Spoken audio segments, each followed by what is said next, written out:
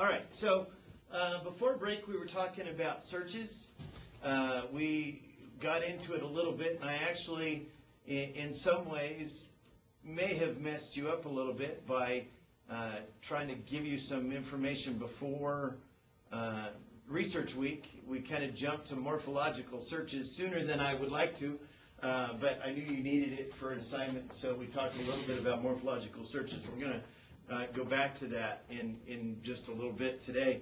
And as I said before class started, really today and probably tomorrow, next class, today and Thursday, are going to be two of the most important Logos classes we have, okay? So if you haven't paid attention or if you've been in the habit of sleeping during class, I suggest you don't for the next 2 days, because we're going to talk about really what I think is the core of Logos and probably the tools that I use 80% of the time when I'm using Logos. So these are really the reasons that I leverage Logos into my study most of the time. And that's going to be related to morphological searches.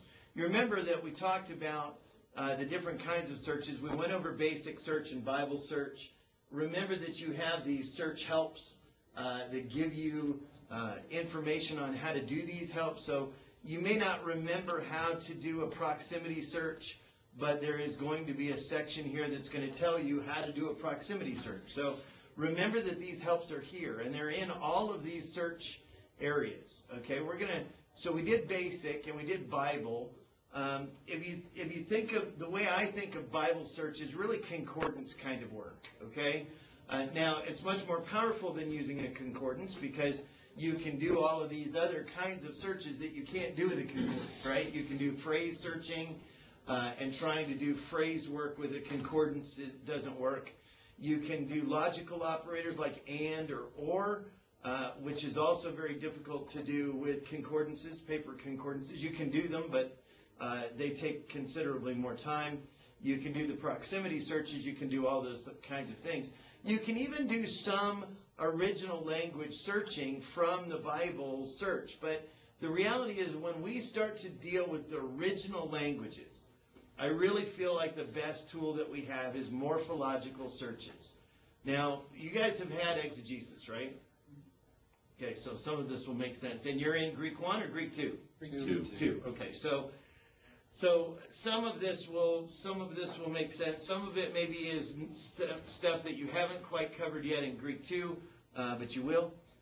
And so the combination of what you learned in exegesis and what you learned in Greek will kind of all gel into this morphological tool.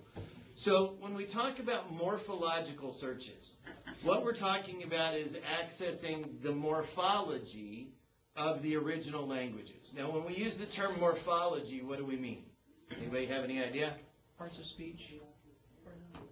Not in the way that we think of parts of speech in English, okay? So, we're not going to search for subjects, verbs, direct objects, but we are going to search for the morphological forms of those things. So in Greek, what is the typical subject case? Nominative. So we're going to be able to look for nominative singular masculine nouns, for example. That's the morphology of a verb. Present active indicative is a morphological form, okay? Now, those things function as parts of speech, as you mentioned, Gary, but with this tool, we're not going to search for them as parts of speech so much as just what the morphological forms are. You have to understand enough Greek to get, the benefit of this. Now, here's the deal, and I always caution as we start to do this stuff. You're going to be able to do some extremely powerful exegetical work in the original languages without knowing a lot of Greek, okay?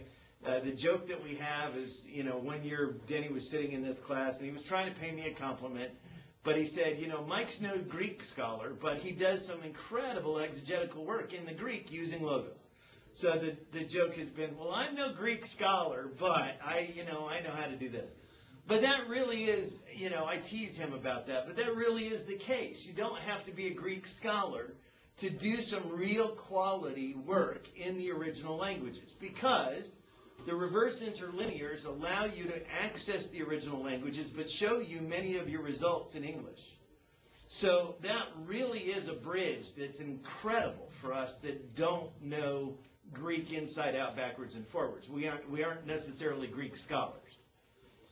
The caution there is that sometimes because of that, students say, well, I'm only in Greek 2, I really don't need Greek 2. I've got Logos. Or I don't need Greek 3, I've got Logos. I'm going to tell you right now, the more you know about Greek, the more powerful this tool becomes. Okay? So even though you can do some great work without a deep knowledge of Greek, and truthfully, in 3 quarters here, 3 semesters here, you're not getting a deep knowledge of Greek. You may think you are, but you're getting kind of a foundational knowledge of Greek. The more you learn about Greek, the more power this tool becomes. So don't give up on your Greek studies. This will help you. This will aid you.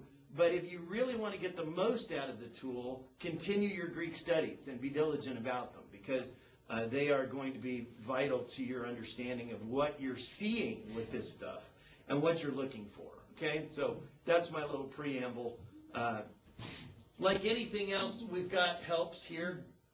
And we'll go through some of these. We'll probably do them a little different than the helps are.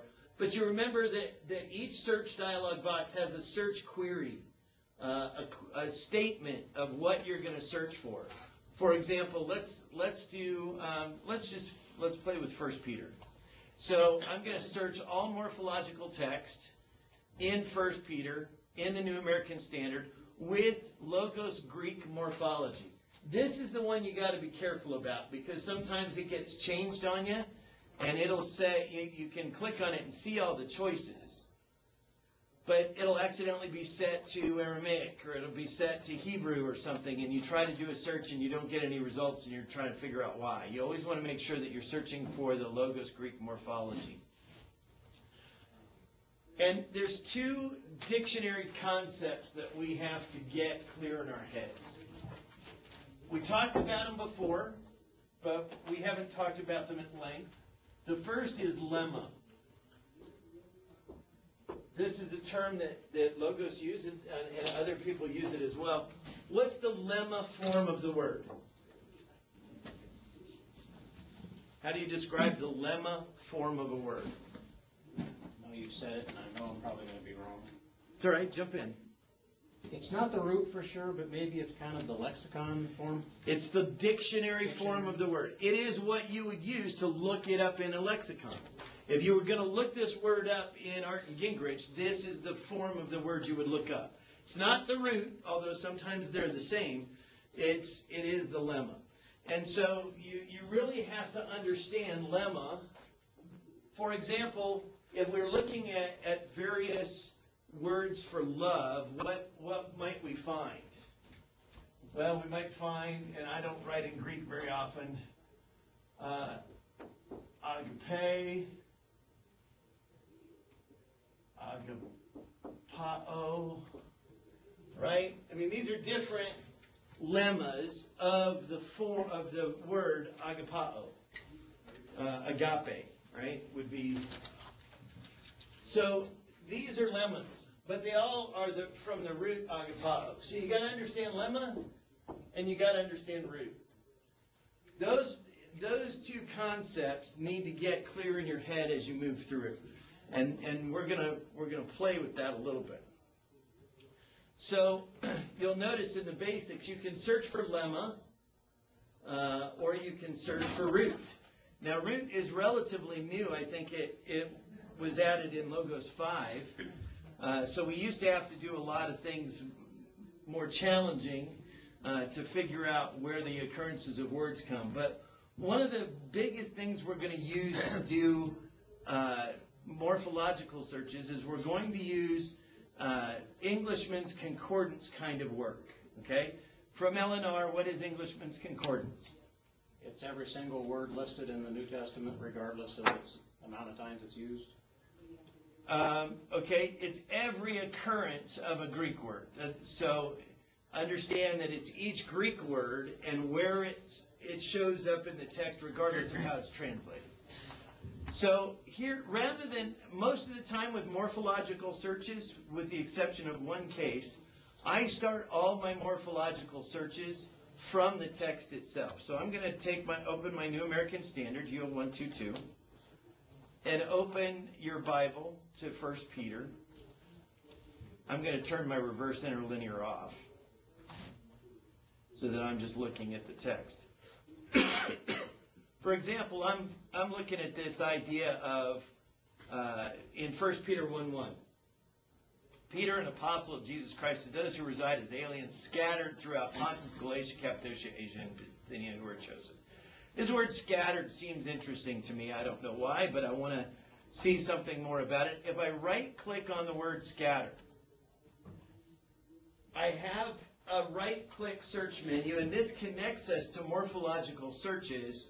It'll connect us to the other searches as well, but it connects us to the morphological searches in some very interesting ways.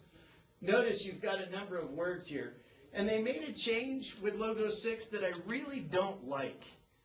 It used to say lemma or root. Now you have to point at it, and you see that on the right-hand side of the menu, how now it tells me manuscript, lemma, root. It used to say that automatically. You didn't have to point to it. So if you were looking for the root occurrence, you just knew where it was because it said root. Now it doesn't. But I want the lemma. So it's the second word down on my list. So if I click lemma, and then what I want to do is I want to do a search this resource. So over on the right-hand side, I can say search this resource. Now notice what it did. This resource or this resource, and it has in line? This resource.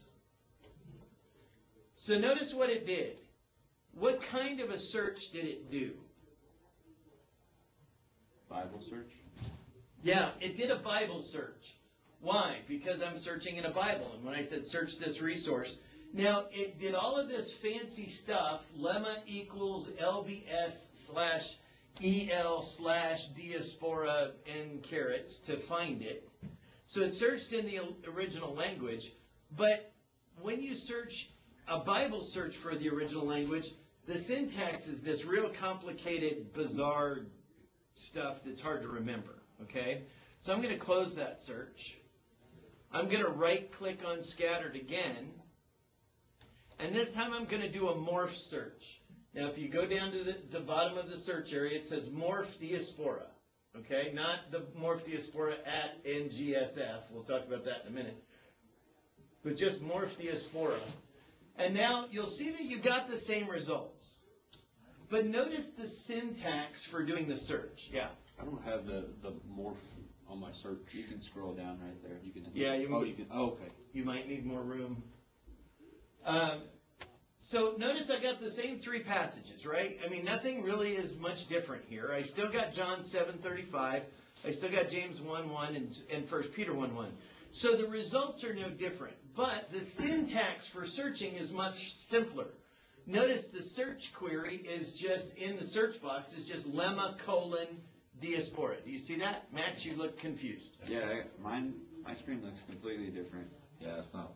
Maybe on analysis. Yeah, you're on analysis. Okay, yeah, make sure that under verses, aligned, or analysis, you're on a line. Thanks, Gary. Yeah, I got it now. Okay. You too, Ben? Do you see it? No, I'm not finding more. I'm sorry. When you right-click, Scroll you down. might have to scroll down.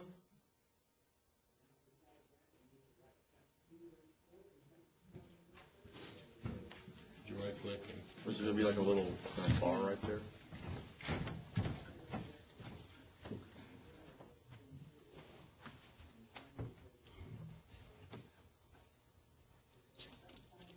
Okay. Right-click scattered. Select lemma. Oh. Then scroll down to... Yeah, if you, Step. if you don't select lemma, you're not telling Logos that you're looking for the Greek, right? You're looking for some other word. And so this right-click menu is contextual. Depending on what you've selected in the right-hand side of the box, depends on what options you get on the left-hand side of the box. So you'll notice we didn't get any different results, right? We got the exact same results we got before, but notice how much easier it is to understand lemma colon diaspora than it was lemma or caret lemma equals LBS / EL / diaspora and caret. You follow? So if we get used to the syntax for searching in morphology, it becomes much easier to find our information. I'm not trying to be funny, but what difference does it make what it says in the query? I mean, as long as we got the same result, what difference does it make? Because later on, you're going to want to do lemma searches not necessarily starting in the text. Mm-hmm. This is easy because we're starting with a word in the text. But what if I wanted to find all of the root words for agapao in the Gospel of John? Well, I would have to open John, find the word love, make sure that it's agapao, not phileo, right-click on it, when instead I could just open a search and say root colon agapao, Gospel of John, and it would do it for me. So again, as you start to learn why we're doing lemma searches and root searches, sometimes you're going to want to do them outside of the text. And understanding how to do that. In the other way, you'd have to remember bracket root equals LBS / EL / and if you type any of that wrong, it's not going to work. So, okay, so our result is, yes? Didn't the search, doesn't it look kind of weird on James 1:1, how it highlighted R and not the word? Yeah, we're going to talk about that. Okay. We're going to talk about that in just a second. So this is basically, this is what you would have found in Englishman's Concordance if you looked up the word diaspora, right? You'd find these three occurrences regardless of how they are translated. And it's translated dispersion in John 7:35. It's translated in 1 Peter 1:1 as scattered. We know that because that's where we started. And it's translated in James 1:1 as R. Now, that's not right? So just click on James 1:1 to open our Bible in James 1:1. And notice what it highlighted. Now, this is the one thing about Logos that absolutely drives me nuts. I don't know. This must be much harder for them to solve than I think it is. To me, it should be very simple to solve, but for whatever reason, it's not. Is the word being translated here the verb are? It's the dispersed. It's are dispersed. How do we know that? Well, if we turn on our interlinear, remember if we turn on our inline interlinear, and I'm going to turn on the manuscript, make sure that the manuscript is turned on, and the lemma transliterated for right now. You'll see this little arrow here? This arrow tells you that this Greek phrase is being translated, are dispersed abroad.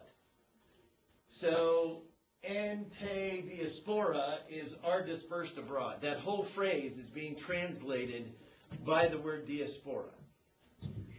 Why they can't highlight that entire chunk when you do a search, again, seems to me that it would be pretty simple, but it doesn't.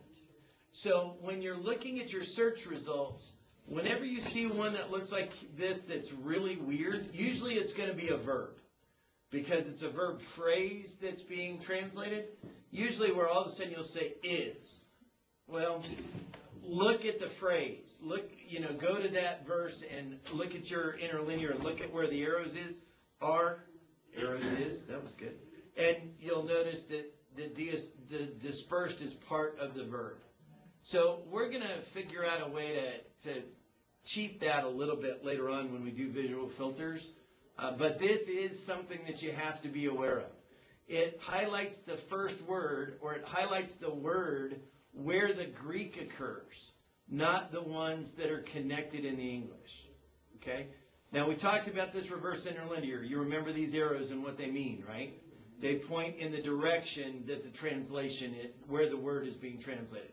So you'll have arrows in both directions. I don't know if I see another one. Well, here's one. Verse 2. You encounter in verse 2. Okay? The you is part of this verb, you encounter. But if I searched for this, it would list encounter, but it wouldn't include the you in that. That's where you have to understand Greek, right?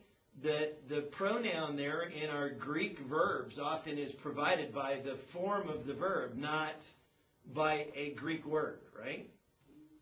They went. It's the verb went. It's not the pronoun they and the verb went like it is in English. Are we on the same page there? Okay. So whenever you see weird results like this in your search list, know that there is more going on here. It's not telling you that the word diaspora is translated are. It's being translated as part of a phrase, and you have to do a little additional work. All right. So just for fun, let's look at this word eklektos, chosen in 1 Peter 1:1. So let's do the same thing. Right-click on chosen. Choose the lemma.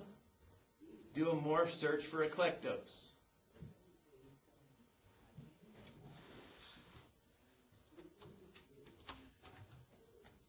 Chosen, lemma, right? Notice it occurs 23 times in 23 verses. And again, this is your Englishman's Concordance search. This is just like looking up the word in Englishman's Concordance. This is every way it's translated. Now, we've talked about this before, but I'll refresh since we've had some time off. You have 3 ways to show your search results. Verses, which is going to show you the whole verse where the word is, and your words are highlighted. Aligned, which lines up all of your words so that they're all in one column. And then analysis. I'm not going to click analysis because I don't want to take the time. We're going to talk about analysis more. But I typically, by default, use align. Because when I do a search this way, I'm looking for that Englishman's Concordance kind of information. How is this word translated throughout the text? Where does it show up? And how's it translated? And it's just easier to see it when it's all in a line. So you'll notice it's translated chosen. It's translated elect. But notice John 1:34. You have a dot. Now, click on John 1:34 to bring it up in your Bible. And with your interlinear on, you'll notice that this is a word that's not translated in the New American Standard. A dot means that they didn't translate the word. You'll notice there's not any arrows here pointing to it. But I myself have seen and testified that this is the Son of God. Well, the word chosen of God is really, notice they replaced son, and son has a dot below it in the Greek. Do you see that? Whereas eklektos has a dot above it in the English. So basically what this is telling us is that in the New American Standard, they kind of dropped chosen and replaced it with the word son. So it literally says the chosen of God. Yeah, that's really what the original language says. Now, I think if we probably looked at some other translations, probably if we compared translations, somebody's probably going to have it that way. I can go to my tools and look at text comparison. Son of God, Son of God, Son of God, Son of God. No, all the major translations translated it Son of God. But the Greek word there is eklektos. That's very interesting. I don't know that I knew that until just now. So we start to see these little nuances. Now, before we go any further than this, huge word of caution. We have to be very careful about how we teach and present this kind of material, okay? And here's why. We can quickly make ourselves the clergy and the congregation the laity by saying, well, you do know that the original Greek here really doesn't say son at all. It says eklektos, which means and we can, and after you do that for the 20th time in a Bible class, what are they going to do when they look at their Bible? Doubt it. Yeah, they're going to say, well, Gary keeps telling me that these aren't the words that are in my English, so why should I even read this thing? Since I don't know Greek, I don't know which words. So I'm not saying that we shouldn't point these things out sometimes, but we do need to be careful about how we do that, because we can destroy people's confidence in their English text. Now, the fact that in one place we've got the word eklektos, and they replaced it with Son of God, Does that destroy the passages on baptism? No. But if we create enough doubt in their mind that what they're reading is an accurate translation of the Greek, how do they know it's baptism? How do I know the word baptism is there? And they start to ask those kinds of questions. The N827 Greek text has Son of God. So the original, the eclectic text, the Nestle Allen 27th edition, is son. They use son instead of huios there. Interesting. Okay. NIV calls this God's chosen begotten. God's chosen one. What does the ESV say? Did anybody look? Yeah, Son of God. Son of God. Most of the major ones chose Son of God in this case. So again, just be careful. But do you see what this is starting to show us? We're starting to see how translators made choices. Whenever you're dealing with a translation, and we are dealing with translations in our culture, are we not? We're not working from the original languages directly. We are dealing with translations, be it NIV or ESV or New King James or NAS. Whenever you're looking at a translation, translators had to make choices. The reason is because there are no two languages that are exactly the same word for word. You can't just take a single Greek word and say, oh, that is the exact equivalent of this single English word. No language works that way. Every language has options there, semantic ranges of the words. And so there are choices to be made. But in us digging deeper, sometimes we find some very cool little nuggets, some deeper understanding of the text by looking at the original language, not just looking at the English. This is one of the reasons why your Greek studies are so important.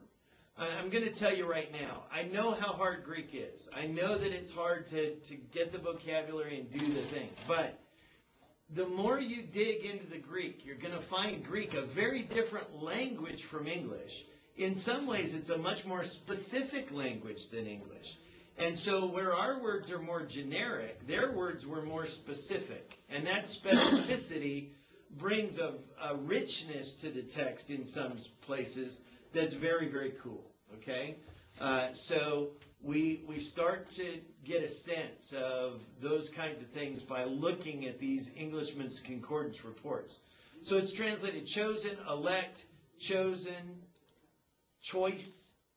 It's the same, it's the same one as in 1 Peter 2, where Jesus is a choice cornerstone.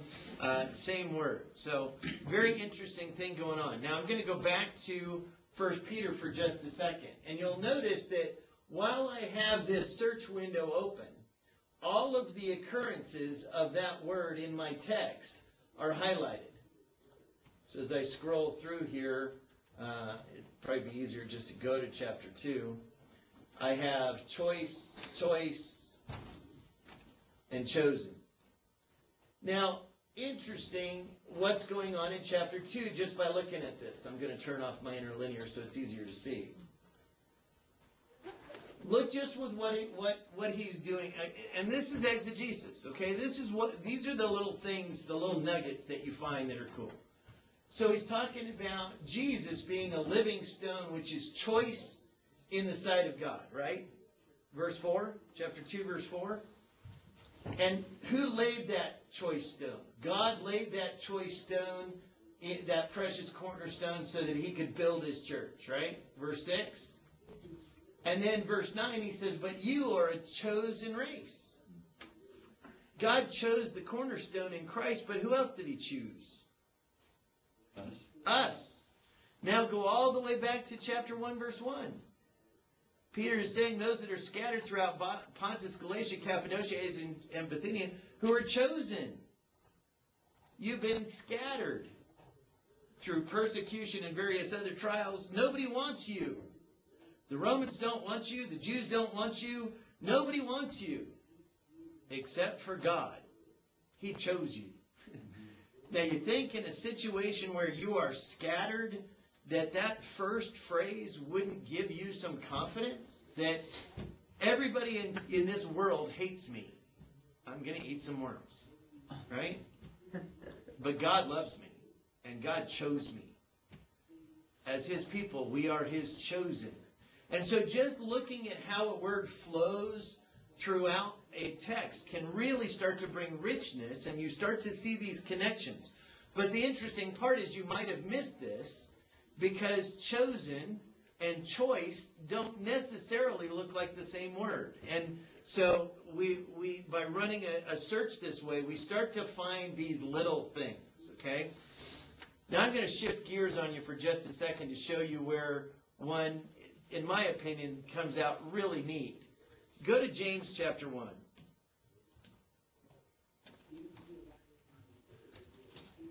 So you're studying James chapter 1, and you're looking at, James chapter 1, verse 2. Consider it all joy, my brethren, when you encounter various trials, knowing that the testing of your faith produces endurance. What does it mean to consider something?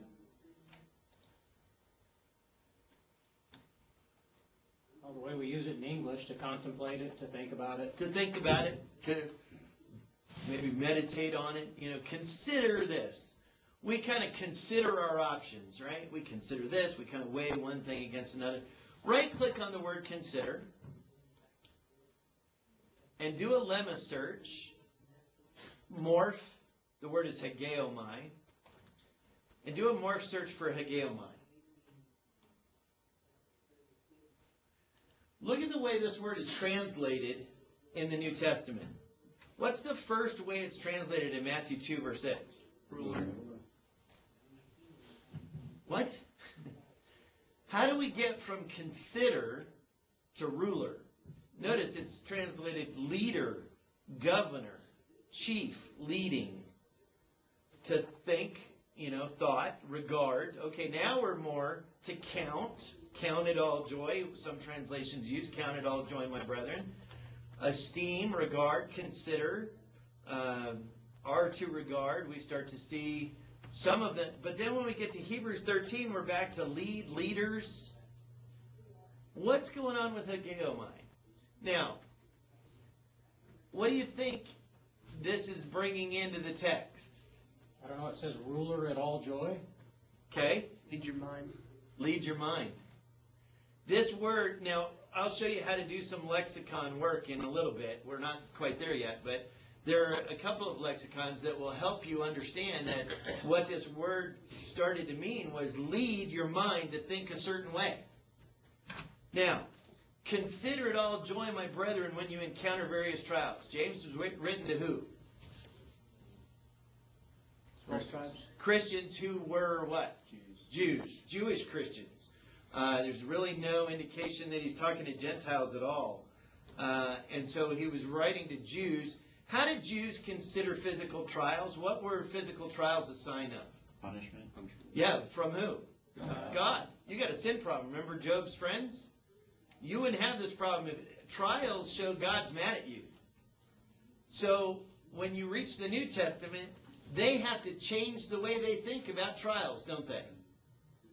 They've always seen trials as punishment from God, and now James is saying you have to lead your mind to consider trials as joy, knowing that God's using them to make you better. He's not punishing you. He's actually making you better. Doesn't that require a change in the way we think? It's not just think about it. It's lead your mind to think a different way. Now, when you look at all of that and bring all of that into James chapter 2, how much more powerful is James chapter 1, verse 2? Huge. Yeah. Big deal, isn't it? Now, is consider it all joy wrong? No. Translators are going to choose the closest, smallest word or group of words to translate the original language. They're not going to write, this word means to lead your mind and all. I mean, they're trying to find an English word that makes it the smallest. Otherwise, the Bible grows to this massive book that it's huge already. So they're always trying to look for the simplest way to describe it. But that's the difference between the specificity of Greek and the generality of English. It's the word consider means to think, to dwell on, to consider, to really weigh the options. Well, that's accurate. But when you look at what the Greek is doing, you see this concept of leading your mind to think a certain way and to do those things. Really very, very, very cool kinds of things. And once you learn that about hegeomai, then when you see it show up other places, all of a sudden you start to see the depth of those things. Look at yes. Before we leave Yeah. James 2, we probably lost this part of English, but that's really what consider it all joy means. Sure. It's not consider that joy might be. Right. That would be think about. Right. Think about this concept. This is more in line of, I consider this question answered. Right. I consider this a done deal. I consider that it's counted. It's, Yeah. you know. And that's where, unfortunately, we're losing vocabulary Yes, in English. exactly. We're thesaurus people. And what that means is if we're looking for a word think, we look in a thesaurus, and every word there means think. Well, every synonym there doesn't mean think. It means different kinds of thinking. But because we look it up in a thesaurus and we're looking for some synonym, we insert any synonym for think because we don't want to say think. So we say think, consider, regard. Well, all of those things, even in English, have a slightly different meaning, but we've lost them. Yeah. We really have. And a lot of it is because we're slowly dumbing down English, I think. We're losing the articulation and depth that English at one point had. But we don't want to sound like stuffed shirts and talk over everybody's head. And so we simplify our language in order to communicate. But as a result, we lose some of the Accelerated that. yeah, we lose some of the subtlety of the language, even in our own case. So we've got to get that back in Greek. So scroll down your search list and look at 2 Peter. Look at 2 Peter verse 3, or chapter 3, verse 9. Starting in verse 14, therefore, beloved, since you look for these things, be diligent to be found in him in peace, spotless and blameless, and regard the patience of the Lord as salvation. Lead your mind to think of God's patience as salvation. You've got to change the way you think. There's a whole bunch of people here saying, where's your Lord? He hasn't come back yet. And he's not just saying, regard the patience of the Lord. He's saying you've got to lead your mind to say, God's on his own timetable, not mine. He's giving us an opportunity to be saved. The longer he waits, the more opportunity we have for salvation. I hope in some ways that he waits much longer. I mean, me personally, I hope he comes back tomorrow. I'm tired. But the reality is there's a lot of lost people in the world. I hope he tarries. I hope he waits. Because we still have lots of work to do, right? So I have to lead my mind to think that way. I have to not, count it as slowness. Look at verse 9. The Lord is not slow about his promise, as some lead their mind to think about slowness. The Lord hasn't come back, he's just being slow. No, they're leading their mind to think that. God doesn't think that way. We have to regard the patience. We have to lead our mind to think a different way. Now, in the English, would you have ever connected verse 9 to verse 15? Hopefully not. Probably not, because you're changing English words. Why do our translations change English words? For variety. For variety. And that's exactly what some translations tell you in the preface. Now, the ones that are the best at not doing that, probably the best one at not doing that is the New King James. The New King James has a tendency to, once they choose a word, especially within a particular book, they try to stick with it as often as they can.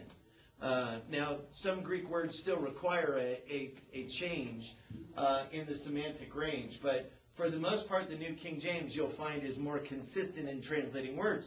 But you'll notice here in the New American Standard, if you don't understand that count and regard are basically the same word, you wouldn't necessarily make this connection. But he's making the point. If you were reading the Greek, you'd see hegeomai and hegeomai. I mean, you'd see the original writer's connection. That's one of the reasons why you need to keep doing your Greek work. Because it's those kinds of connections that become... We've got bookends here. We've got a bookend in verse 9. We've got a bookend in verse 15 about leading the way we think, changing the way we think, that we need to deal with. And we might miss it some other way. Do you see it? Now, what did we do to find these things? All we did was right-click on the word, choose the lemma, and do a morphological search. Okay? So, let's go back. I want to go back to 1 Peter. You can just hit your back button a number of times if you want. But go back to 1 Peter. And I'm going to go back to 1 Peter 1. So he says, I'll show you a neat way that sometimes this helps us find information, find structure in the text. For example, he says, we have been born again, verse 3. According to his great mercy has caused us to be born again to a living hope through the resurrection of Jesus Christ from the dead. Click on that word living, zao, right? Choose the lemma and do a morph search. Now, I'm not finding anything earth-shattering here in my Englishman's Concordance search, but I am seeing that this is first of all, since I'm searching all passages, I am seeing this word occurs 140 times in the New Testament. I mean, this is not a rare word, okay? So sometimes there's an advantage to looking at where it is in all passages.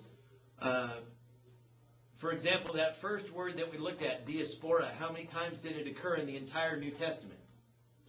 3 times. What does that tell you about the word? It's rare. It's a rare word. The Holy Spirit chose that word only 3 times in the whole of the New Testament. You will find some words that only occur once in the New Testament. The Holy Spirit chose that particular word in that particular place 1 time in the whole New Testament. What's unique about that word at that point should be the question the exegete asks, right? And that should cause us maybe to do some lexical work and really dig into that word. Why did the Holy Spirit only use that word in that particular place? You follow the questions? But I'm not studying the whole New Testament here. I'm studying 1 Peter, right? So instead of all passages, narrow your search just to the book that you're studying. So go up and where it says search all morphological text in all passages, click on it and change it to 1 Peter. Now, if you don't have 1 Peter in the list, you have to go down to new reference range at the bottom, type in 1 Peter, type the reference range title, 1 Peter, and hit save, and it'll show up in your list. But as soon as I do that, I'm starting to see that this word living occurs how many times in 1 Peter? 7. Now, understand the difference. What word occurs 7 times in 1 Peter? Zao. That becomes really a critical distinction. I'm not searching for the English word live or living or lived. I'm looking for the Greek word zao, regardless of how it's translated. Now, I hope you're starting to make the connections with finding keywords in books, because we don't look for keywords based on the English. We look for keywords from the original language. What words is the author using over and over and over again in his language, not ours, right? But notice this is kind of neat, and here's a little sermon outline for you. Chapter 1, verse 3. We're born again to a living hope. Chapter 1, verse 23. We're born again not of seed which is perishable, but imperishable through the living and enduring Word of God. So we're born again into a living hope. We're born again through the living Word. Look at chapter 2, verse 4. And coming to him as a living stone, you are also living stones. Great little sermon. You're born again to a living hope through the living Word to become living stones. There's a great 3-part sermon for you to preach out of 1 Peter and into the second part, the beginning of chapter 2, just using the word living. But 7 times in a book the length of 1 Peter, do you think living is a key word? How do you know if a word is a key word or not? How many times does it have to occur in order for it to become a keyword? I've wondered that, I have no idea. I think it has to do with the size of the book and how many times it's mentioned. I mean, if you have 7 times in Matthew, it's not a whole lot. Right. I mean, Right. So the answer is there is no answer to that. One of the problems with trying to figure that out is we all want a certain number. If it occurs 15 times or more, it's a keyword. Well, that's not the case. But one of the things we do want to do is we want to look at this Englishman's kind of report and notice how well distributed the word is throughout the whole book. A lot of times, for example, you will have a word that is used a lot in a book, but it's concentrated in one area. For example, if we look at the word woman, gene, in 1 Corinthians, in the list of all the words in 1 Corinthians, it's used a lot. But 90% of those occurrences occur in 2 chapters. Is that a key thought in the whole book of 1 Corinthians? No. You better understand that he's talking about women in those 2 chapters, but he's not talking about women throughout the entire book, okay? So when you're looking at and you're starting to analyze these words to say, okay, is this key or not, look at the word living.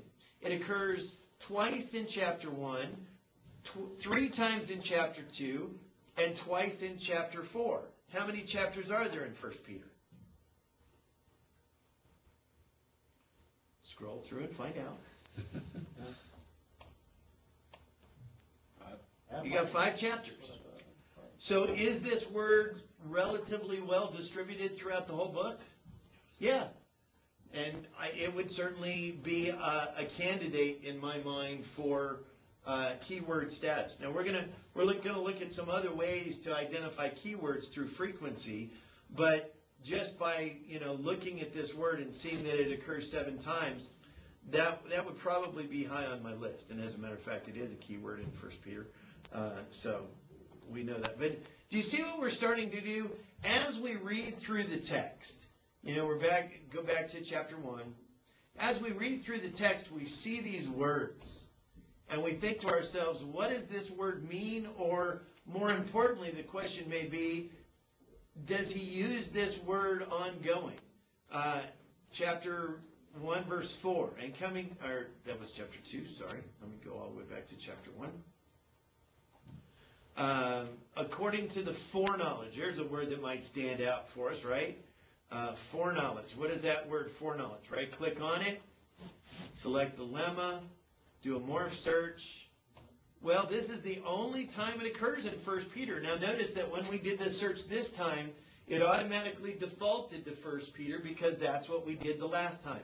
So your searches are always going to default to the range that you were using the last time you did the search.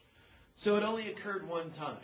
But now I may say, since this is unique in Peter, where else does it occur? So go back to all passages. And you'll notice it's only used twice in the whole New Testament.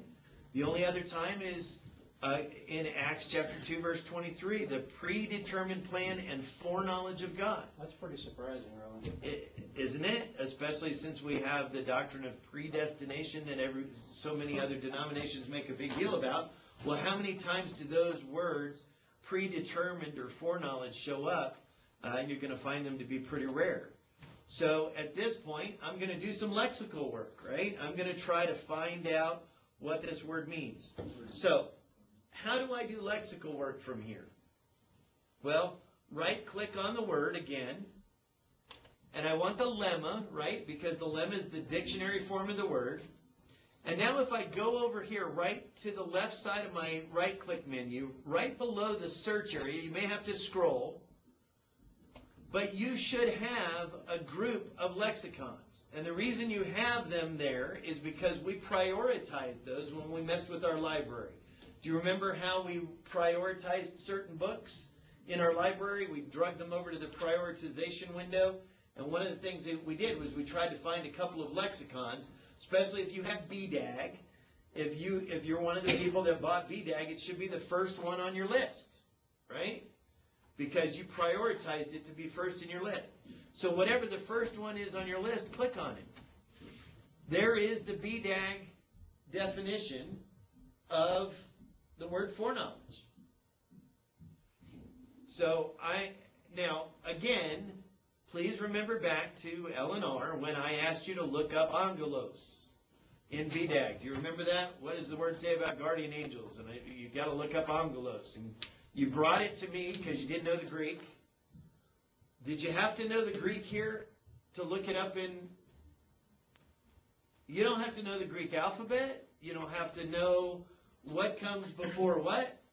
All you have to do is be able to right-click, and you're looking up Greek words in a Greek lexicon, but you started in the English.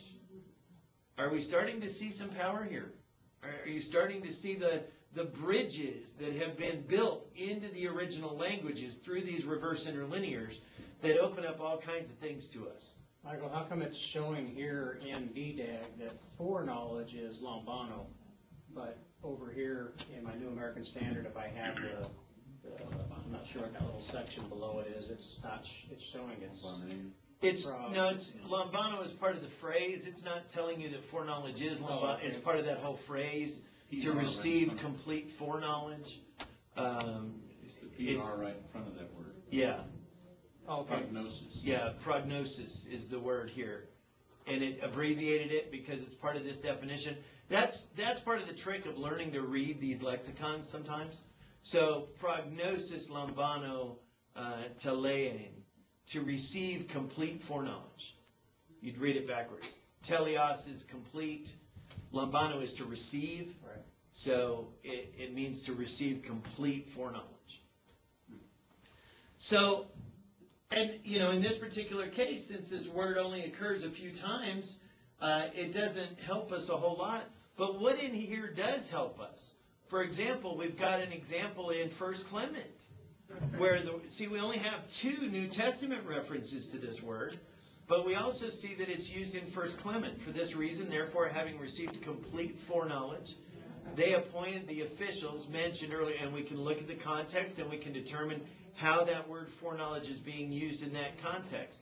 We also see Judith, which is an apocryphal book, but we can see how it was used in Judith.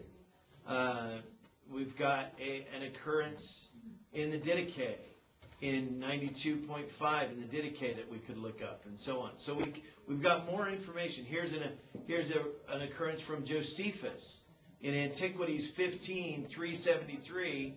He uses, now there was one of the Essenes whose name was Manahan, who had this testimony that he not only conducted his life after an excellent manner, but had foreknowledge of future events. Okay, so you see how Josephus was using that word. So we can start to do some lexical work on this word and figure out what it means, and then help bring that meaning back into this text and get a better idea of what this word's all about. How did we find all of the occurrences of foreknowledge and do the lexical work? We right-clicked. Our right-click menu becomes the most powerful. Hands down, it's the most frequent way I use Logos. As I'm reading a text, there's a word that I want to know more about, I right-click on it. And then I have all kinds of choices to do. I can look at all kinds of things, okay? So the trick is get your muscle memory to remember that the right-click menu is always right underneath your cursor. And it becomes the powerful way to get to some things. All right, so we've got this ability to look for these words by lemma. But what about root? How is root different from lemma? Well, let's go to James, because I think I can demonstrate it in James probably more powerfully and quicker. Look at this. Look at in James chapter 1, verse 4. And let endurance have its perfect result. Now, there's a footnote which says literally work. Okay? So I'm going to right-click on this word result, and I'm going to see what it is. And I notice that the lemma is ergon. See it? So I'm going to do a morph search for ergon. 169 times in the whole New Testament. That's great. Most of the time translated works or deeds. But I'm going to want to limit my search to James, right? I'm studying James at this point in time. So go to all passages and change it to James. If you don't have that range, put it in.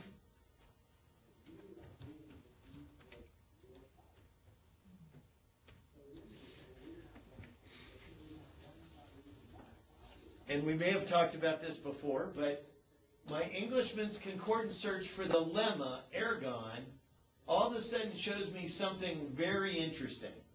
What stands out to you in that list? Effectual. Effectual. What on earth does effectual mean? Efficient? Okay, efficient. I was actually visiting a congregation one day, and they were teaching through James, which always is interesting for me. And the guy stopped at verse 25, 125. Let's look at 125. But one who looks intently at the perfect law, the law of liberty, and abides by it, having become a forgetful hearer, but an effectual doer, this man will be blessed in what he does. And so this man said, what does effectual mean? What does it sound like to you? Has an effect. Okay. What's another English word that sounds like this word? Effective. Effective. You see, what James is really saying here is it's not just about doing work. It's about being effective in doing our work. We have to do effective work in order to be pleasing to God. It's not just about being busy. It's about being effective. Now, the problem is he is flat wrong. Because the word here is just ergon. It's just work. Now, why the New American Standard chose effectual, I do not know. This is one of those verses in the New American Standard that they blew it. But not having become a forgetful hearer, but a doer of work. And usually you'll have a footnote that'll tell you exactly that. That's all he's saying, is that we have to be a doer of work. He's not talking about the effectiveness of our work. He's just saying you got to be a doer of work. But would you have ever connected this verse with all the occurrences of works in James? Not the way it's translated. Not the way it's translated. Now, in the New King James, you would have seen it a little differently. It actually translates it work instead of effectual. I think even the ESV got it right and it has it translated as a doer of work.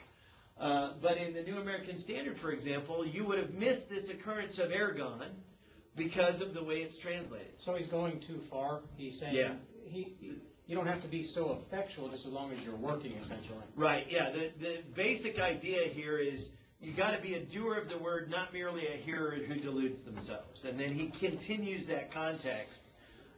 Prove yourself doers of the word, verse 22, right? Don't be a forgetful hearer, but a doer of work.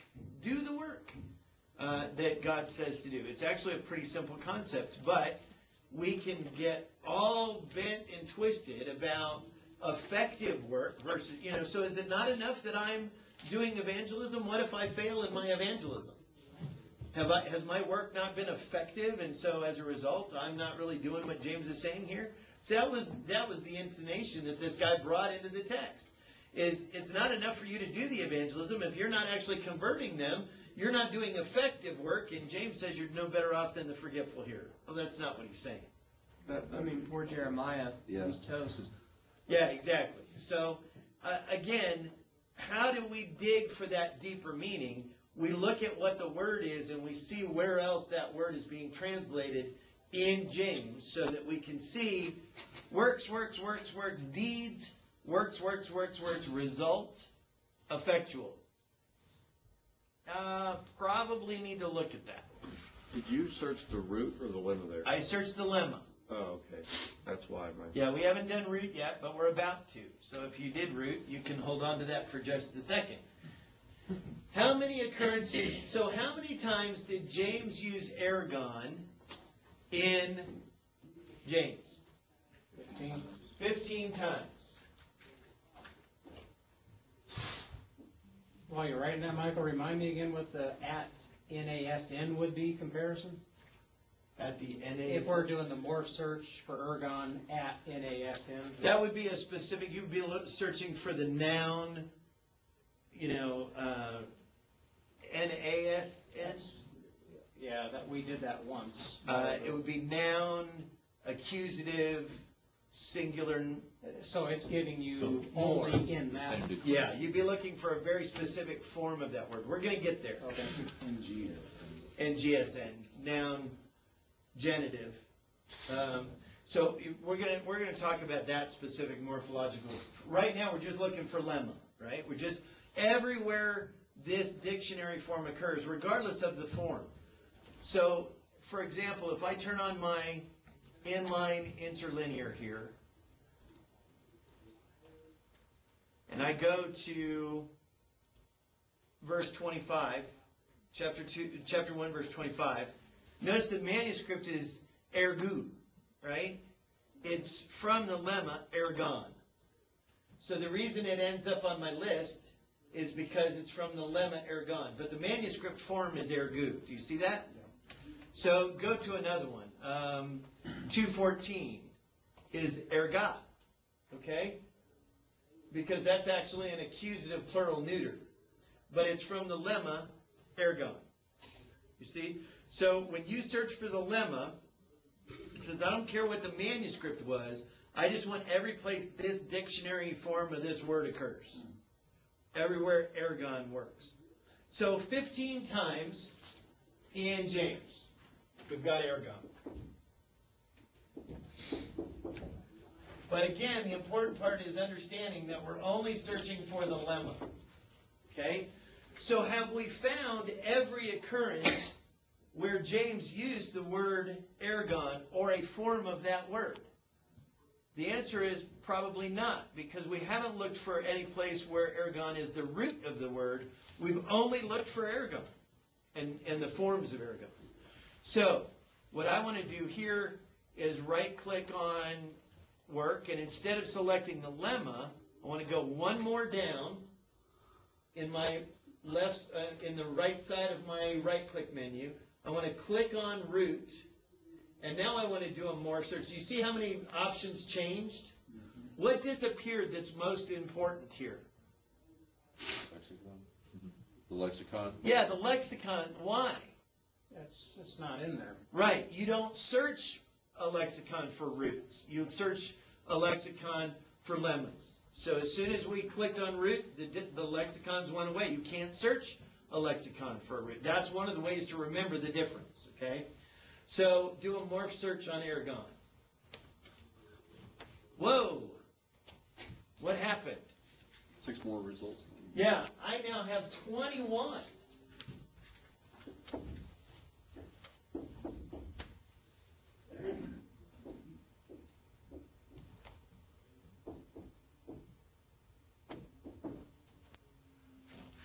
So what did it pick up that I was missing before? What's the first occurrence that, and if you kept your other one open, you probably did unless you intentionally closed it. You notice you have multiple search tabs here open now? I'm just going to drag this one over to another menu here so that we can see them side by side. Here was the result, the search for the lemma ergon. Here was the search for the root ergon. So what's the first one that's different? Reduces. Yeah, 1-3. So click on 1-3 for a second. What is this morphological form? What kind of word is this form of ergon? Katergadzomai is the word. It's a compound word. Okay, simpler than that. Verb. It's a verb. You see, when we were searching for ergon, if you go back to this other list, these are all going to be nouns, right? Because that's the one we started with. These are all going to be some form of a noun. If we check every single one of them, they're going to be a noun or maybe an adjective. But they're not. No verb forms exist in this first search because we didn't ask for all of the forms. We didn't ask for the root. So now all of a sudden I've got all these other forms. Notice the ones that are achieve is a verb, is it not? Committing is a verb. Working is a verb. Now the only other one that's weird is 5.4, laborers. If we look at 5.4, That's because it's ergotes. It's a different form of ergon, but it shares the same root, right? What does a laborer do? Works. He works. So it makes sense that it would connect that word. You follow?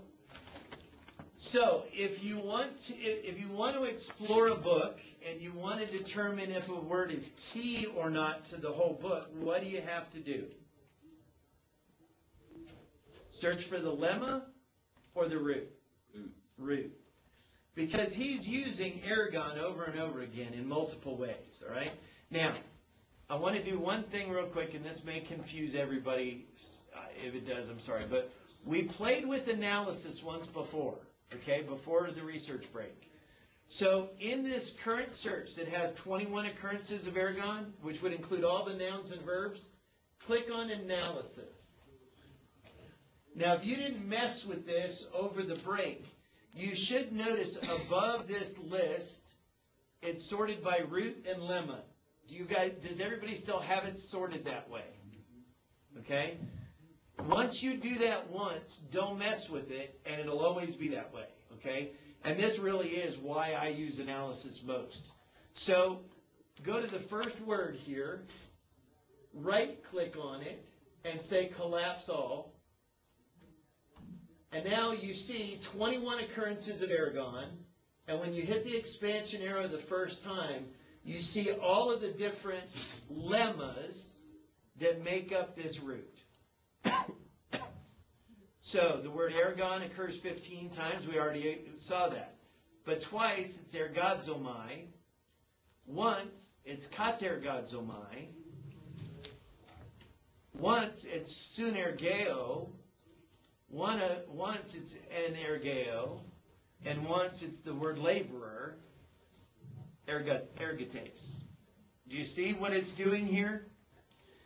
Now this becomes, okay, this is it, guys. This is the key to being able to start to break down books, is being able to look at a word in this construction and be able to see this is the root, this is the number of times the root occurs, and these are all of the lemmas that make up that root.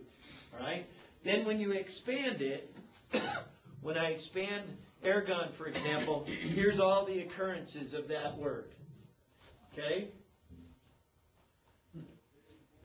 So, in this case, in a 5-chapter book like James, a word that occurs 21 times, and if I go back to my aligned list, where does it occur? How is it distributed throughout the book? Pretty evenly. A lot in chapter 2. Okay, mostly in chapter 2, but it occurs in chapter 1, it occurs in chapter 2, it occurs in chapter 3, and it occurs in chapter 5. So we really only have one chapter of a 5-chapter book where he didn't use the word ergon. Now, I'm going to challenge your thinking. How might I look at this to see how it's distributed? From this search panel, something we did before we went on research break. Is it that word map thing? No, it's not the word map. I'm just going to float this panel to make it easier. Do you remember graph results? Click graph results. And at first you get nothing useful. Because I'm set to number of hits in books divided by the number of words in the books. But what if I change this to number of hits in chapter?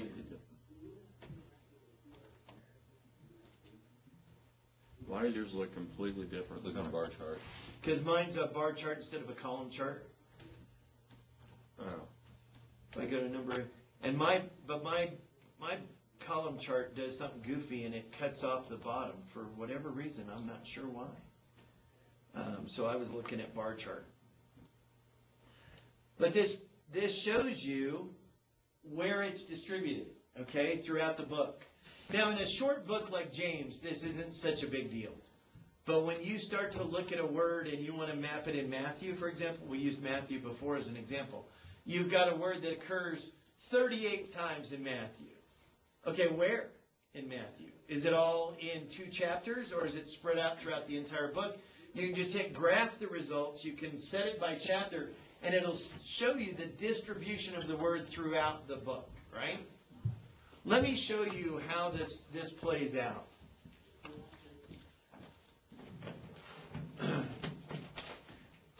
Let's take our Bibles to 1 Corinthians. And go to 1 Corinthians 14.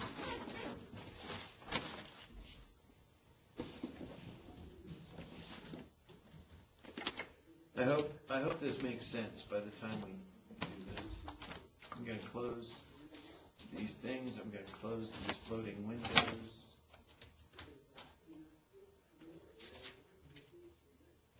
I'm going to go to 1 Corinthians 14. Not 1 or 14. Come on. 1 Corinthians 14. I'm going to turn my interlinear off so that I've just got more room. And in 1 Corinthians 14, we do have this admonition in verse 34, right? Women are to be silent. What I'm really interested here is the word woman. So 1435, or 1434, sorry. Right-click on the word woman. Select root. So I'm looking for every occurrence of the root woman in 1 Corinthians, and I'm going to do a morph search. You got 0, right? Why did you get 0? Because you're still in James. So, click on that, change it to 1 Corinthians. If it's not in your list, add it.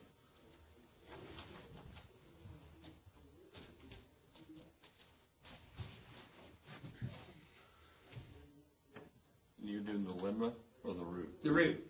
Because I want to find every occurrence of the word woman, even the ones where the root is.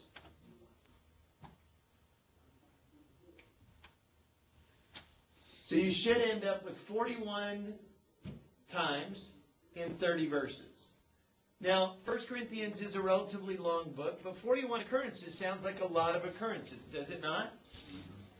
So we would be tempted to say this is a key to the whole book, right? Just because sheer frequency, when we look at a list of all of the words in 1 Corinthians, the number of occurrences of the word woman is going to be pretty high on the list. There aren't many other words that occur that many times throughout the whole book.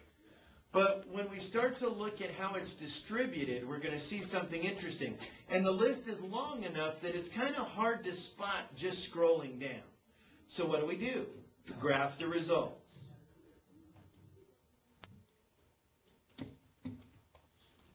I'm going to float my panel. Go to chapter, obviously, right? Yeah. And you want to make sure number of hits in chapter.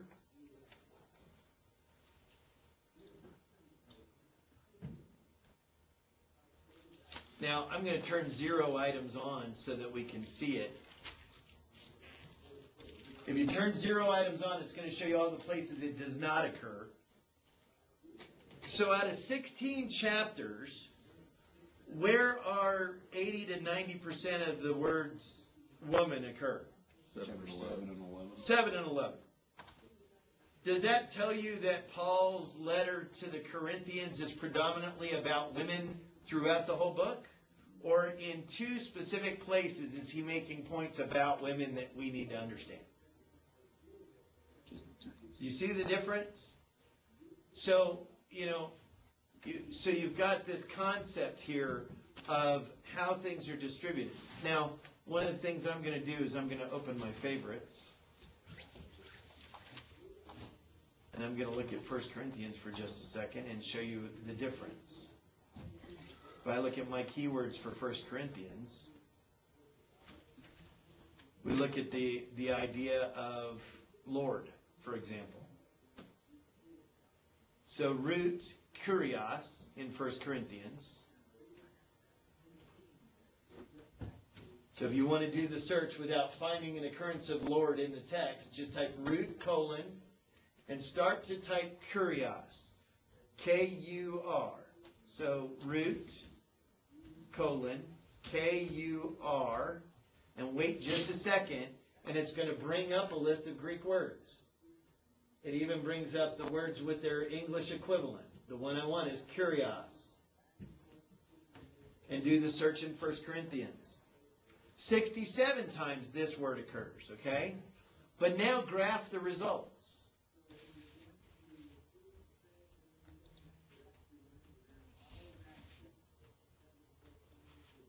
See a difference?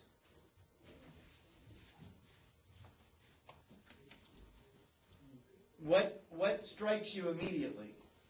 Chapter 7. Okay, It's chapter all 7. It's used everywhere. Distributed. Yeah, there's not a single chapter that doesn't use it. So, if this word is distributed throughout every single chapter of this letter, do you think he's using the concept of Lord significantly?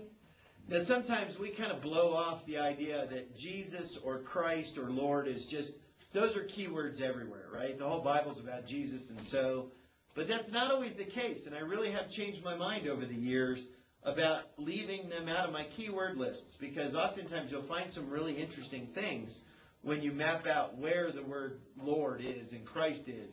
And why does he use the word Lord more in some places than he uses the word Christ? Or why does he use Christ more than he uses the word Lord? You find some very interesting things. Was there an answer for that, though? Yeah. Oh. Yeah, quite often when you're using the word kurios, he's talking about a master issue. He's talking about an obedience issue. When he's talking about Christ, oftentimes he's trying to demonstrate he is the chosen one of God, his preeminence. And so sometimes you really see that played out in an interesting way. But do you see how graphing the results can help you see how a word is distributed throughout a book, especially a long list? So when we ask the question, and I'm sorry, I've got allergies and my ears are plugging. I cannot hear a thing right now except my own voice in my own head, which is driving me crazy. We always want to ask the question, how many times does a word have to occur before it's a keyword? That's a question everybody has. At some point in their exegetical life, you're thinking, okay, there's got to be a magic number. Is it 5? Is it 8? Is it 12? Is it 22? What is the number where I can do a search, and if it has that many occurrences, I can say this is a keyword in the book? And the answer is there's no such number. Okay? What you have to do is see how the writer is using it throughout the book. For example, there may be a word that's only used 5 times in 1 Peter. But if it's used in every chapter, do you think he's doing something with that word? That it's significant enough that he's mentioned it in every chapter of his letter? Probably. So this is a way to help you understand how the word is being distributed throughout the book. Where it shows up so that we can determine not just by frequency, but by distribution as well, whether a word is key or not. Now, the other thing that we look at, and it's already been mentioned, but if you're looking at 1 Corinthians and you're looking at the concept of Lord, what 3 chapters are you going to focus on? 1, 7, 11. Yeah, because that's where he uses it the most. Now, you're going to look at the other occurrences as well, but why in chapter 7? An exegete's going to ask this question. Why in chapter 7 is he using the word 12 times when no other chapter has it more than 8 times? What's he doing with the word Lord in chapter 7 that he's hammering this concept of Lord over and over and over again? Now, where I really started to discover the power of this word, this technique that I'm showing you, is in the Old Testament. In the book of Kings, you have the concept of God, Lord, Yahweh, Jehovah, Elohim, those concepts. And you have the word king. And what was the whole deal with choosing Saul as a king? I mean, in general, what was going on there? People wanted one. People wanted a king rather than God, right? Well, it's very interesting. If you do a search for the word king and you do a search for the word Lord and you chart the graphs and you compare the 2 graphs, where the word king is used, God isn't mentioned. Where the word God is used, a king is not mentioned. Why would that be the case? God should be our king. God should be the king. And when the people wanted a king, who did they forget? God. And when the king wasn't going so good, who did they go back to? So you see this flow of the use of these words, and these charts can show you those peaks and valleys, and you start to realize that when they choose Saul, all of a sudden the word for God doesn't occur as much for a couple of chapters until there's a problem, and then the people get upset with the king, and then what happens? The word God starts appearing again. It's really neat to see those kinds of flows. So this charting the distribution of words can really give you some very cool stuff. But it can also show you if the words are being concentrated in a particular area or not. And that's really what I use it for the most. Is this making sense? Do you understand the process that I'm trying to show you? All right. So we've got about 20 minutes before chapel. And right now we've just been kind of doing this randomly. We've just been kind of, as I'm reading a passage, I'm just looking for a word, right?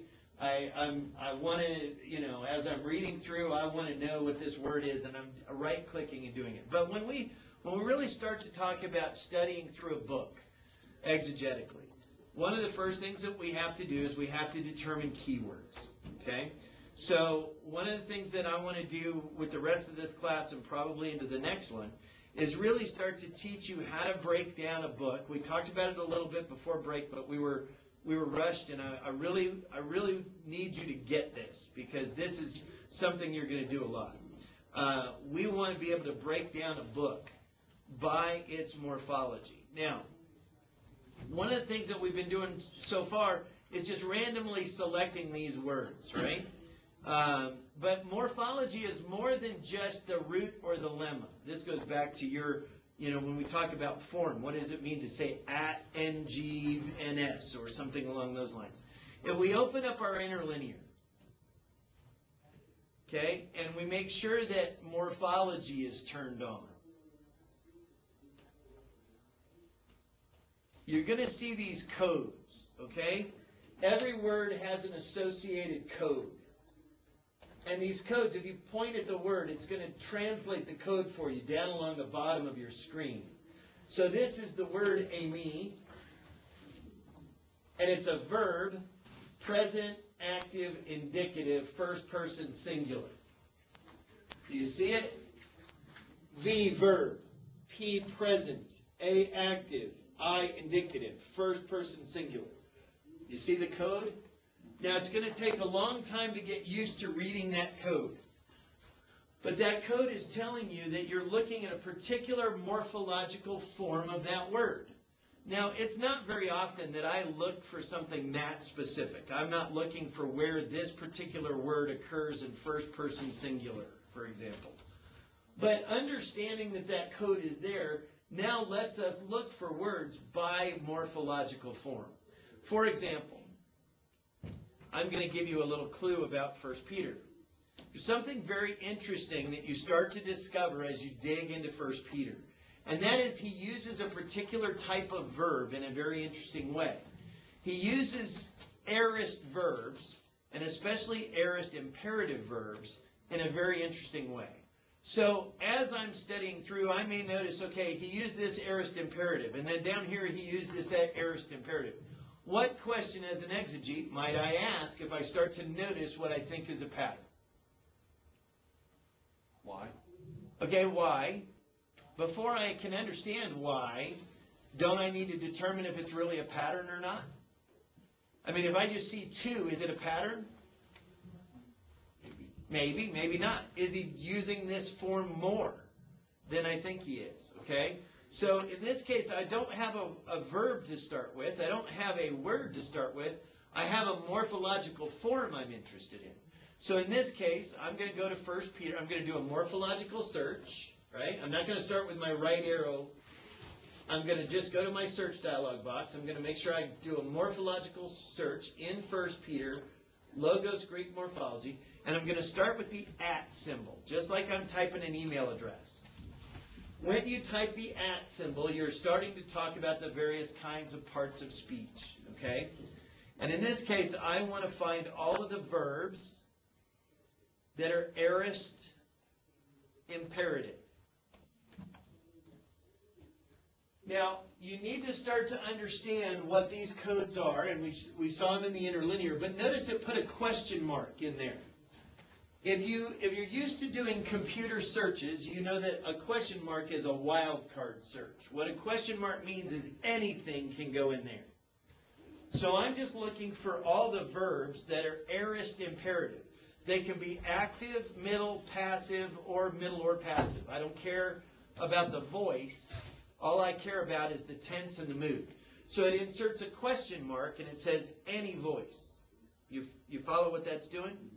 All right, so just hit enter.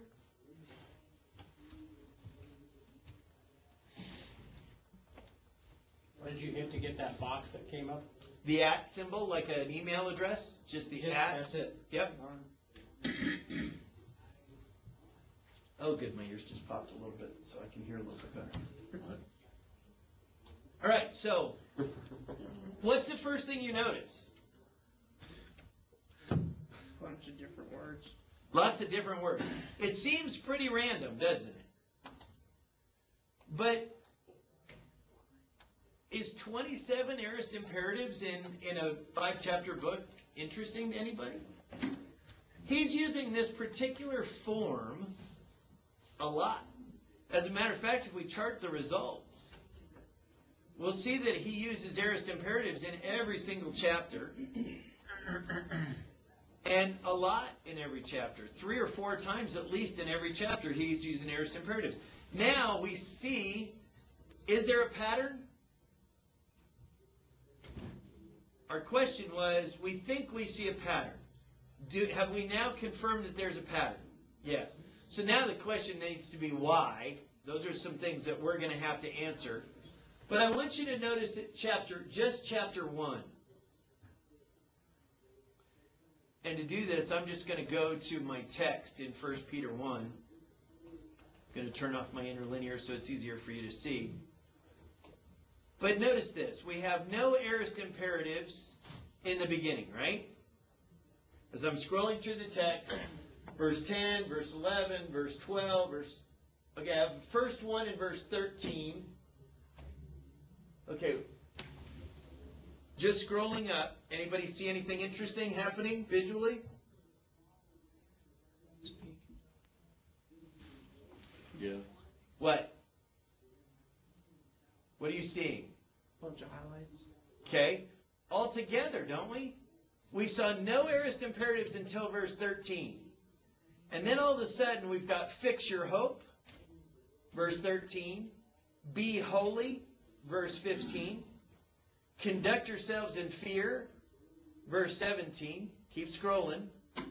Fervently love one another from the heart, verse 22. And as you get into chapter 2, long for the pure milk of the word.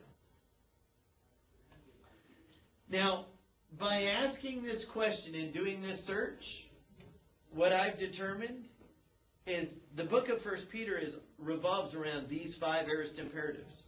He sets them up in the beginning. The beginning of the book, the first 12 verses are encouragement. We've been born again to a living hope. You've been chosen by God. The book's about suffering. You've been chosen by God. He's guarding your inheritance. He's waiting for you in heaven. All you got to do is make sure to get there.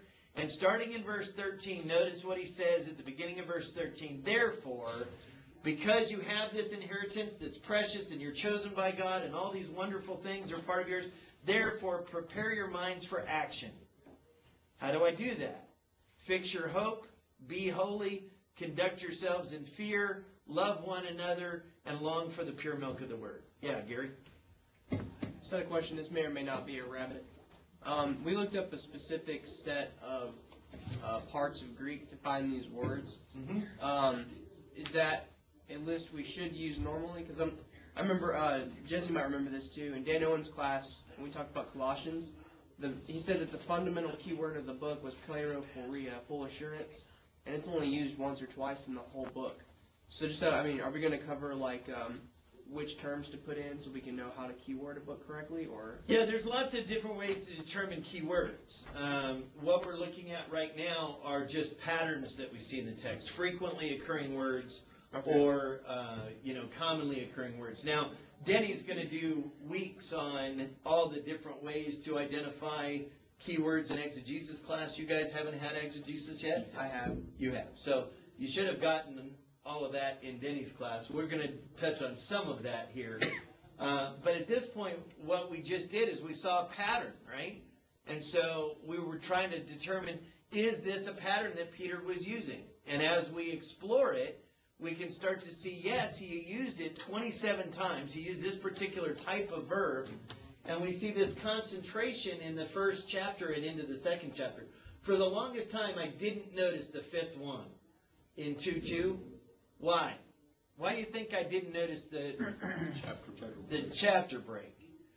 So now, under visual filters, I can go up and I can remove chapter and verses.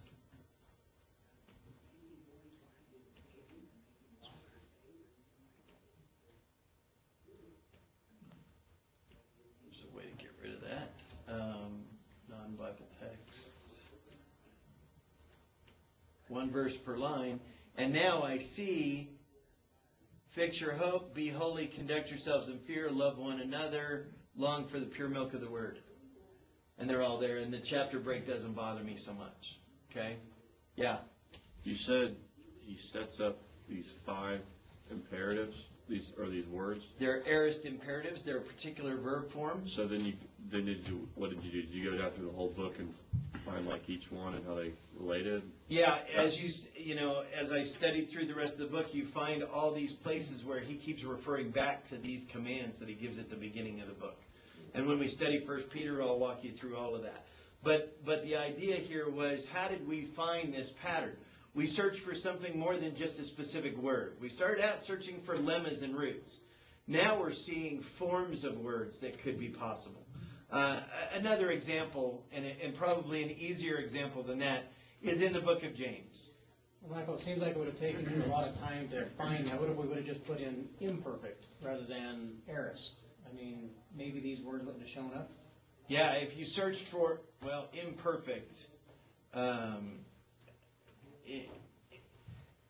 Instead of aorist, why not imperfect?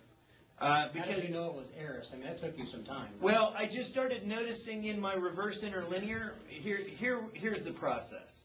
And it wasn't because I'm such a Greek brainiac, okay? But I've started to notice these commands with my interlinear turned on.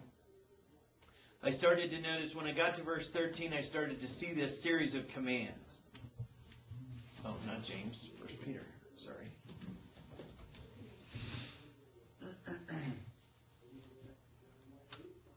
I'll show you more how I came. But I started to notice this code, VAAM2P. And then as I was scrolling down, VAPM2P. Okay, so there's only one letter that's different. And then as I scrolled down, VAPM2P. Well, wait, those two are the same. And then as I kept looking at the imperatives, VAM2P. So I'm back to the first one. I just started to notice those patterns. I see. And then I asked myself, is this a pattern? Am I seeing a pattern or am I not? So then I can search. And the only thing that was different was that third letter. So that third letter is the one that I let be a wild card. And I said, just show me every verb, aorist, imperative. And that'll show me the ones that were P and the ones that were A. Now, I probably did this backwards because I should have shown you a more easy one to start with. Turn to James. One of the things that you'll start to notice as you read James is that he gives a lot of imperatives. Now, it doesn't take Greek understanding. He's telling them what to do a lot. Consider it all joy. Knowing that let endurance have its perfect result. Ask of God, but he must ask in faith. There's all these commands, right? So, does James use a lot of imperatives? Does he use a lot of imperative verbs as commands? So how would I find out? Well, I'd go to a morph search. I'm going to change to James, which is a range we've already used before. So it should be in your list. And I'm going to say at, verb, imperative. Now, I don't care if it's aorist or imperfect or present or whatever, and I don't care what voice. I just want all of the command verbs, all of the imperative verbs. That's a lot. 62 imperatives James uses in 41 verses in a 5-chapter book. That's a lot. Okay, so what does that mean? The work. Huh? The work. Yeah, he's writing in a very commanding way, isn't he? Now, graph the results. Every chapter averages, the smallest chapter has 6. Chapter 5, as he's ending the book, what does he do? He gives you 20. I want to make sure before I sign off here that you know what you're supposed to do, right? So that tells us that the book is written in a very commanding way. He's telling us what to do. He's showing us those things. Now, do the same search, but instead of James, change to 2 Peter. Well, do 1 Peter first.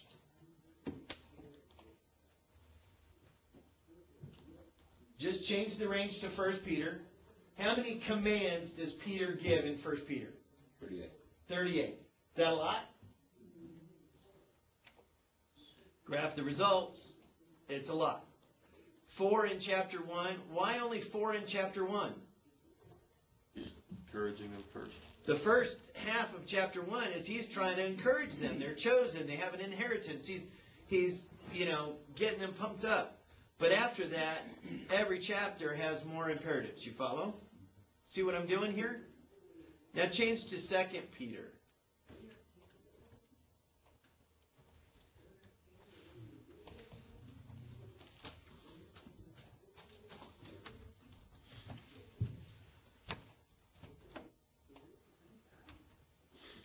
How many commands in 2 Peter? 7. Now, it's a much shorter book, right? But only 7? Graph the results.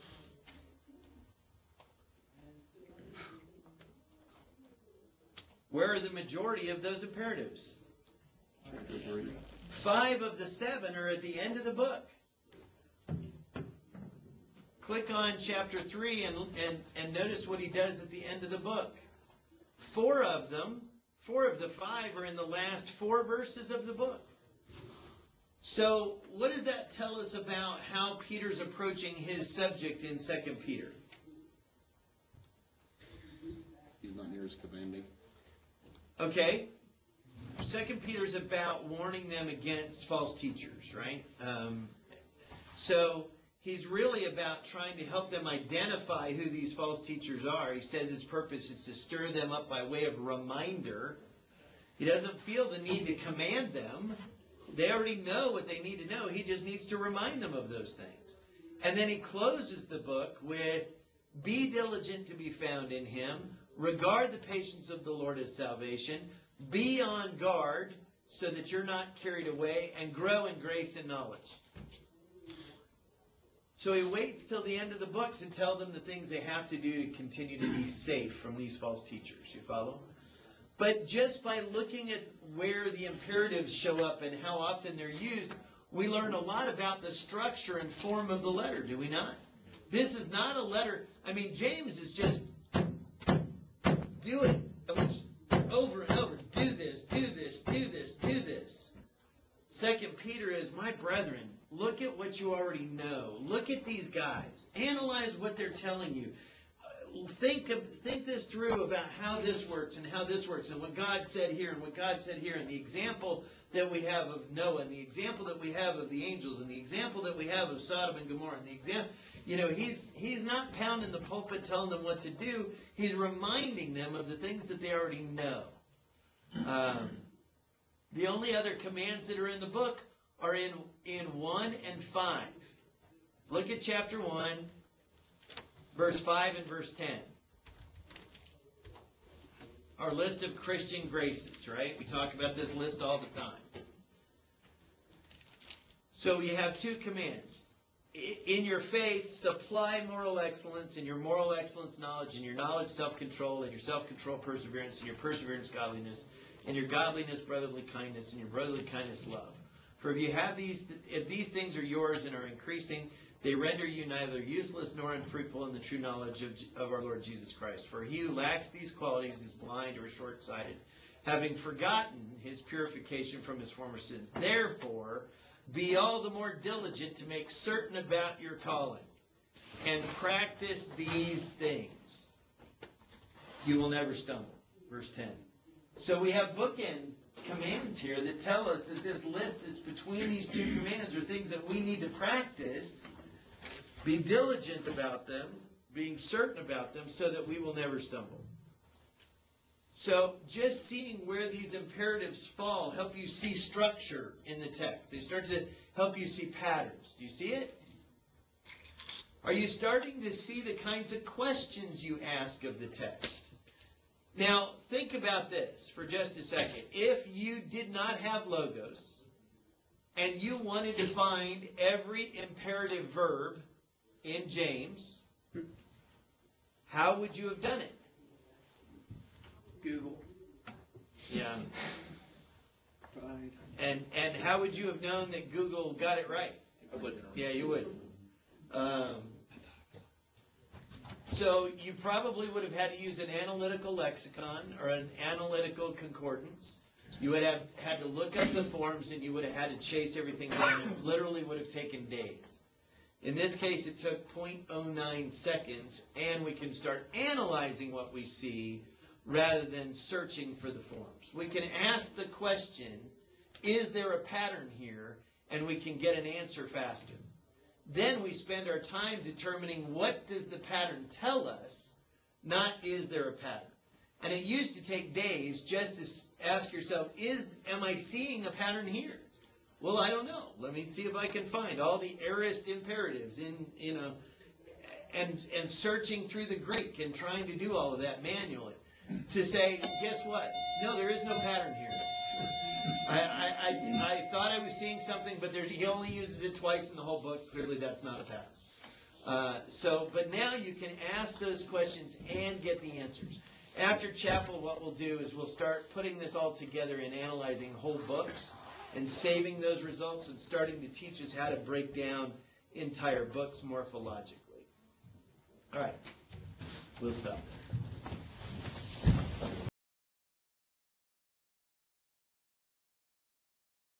Since we're back to doing some morphological searches, and what I really want to do now is I really want to start to help you deal with how do you study a book? I mean, how do you approach a book from a keywording standpoint? Now, what we're going to predominantly focus on is frequency, because that's one of the things that the computer software can help us do. Obviously, there may be books where one or two occurrences of a word are significant, and those are going to be harder to discover analytically because they occur so frequently. You wouldn't necessarily jump to, oh, those must be key concepts in the book when I've got 500 words that occur more frequently than those. But frequency is a way that we can determine structure in a book, we can determine keywords in a book. And when you think about it, it makes perfect sense. If my daughter who's away at college needs money, she's going to send me an email. What words do you think are going to be in that email over and over and over again? I love you. Yeah, I love you when it comes up first. But I need money. I have bills. I need cash. Please send money. I need food. There's going to be these recurring ideas over and over again. It's the way we speak. It's the way we write. It's the way we communicate.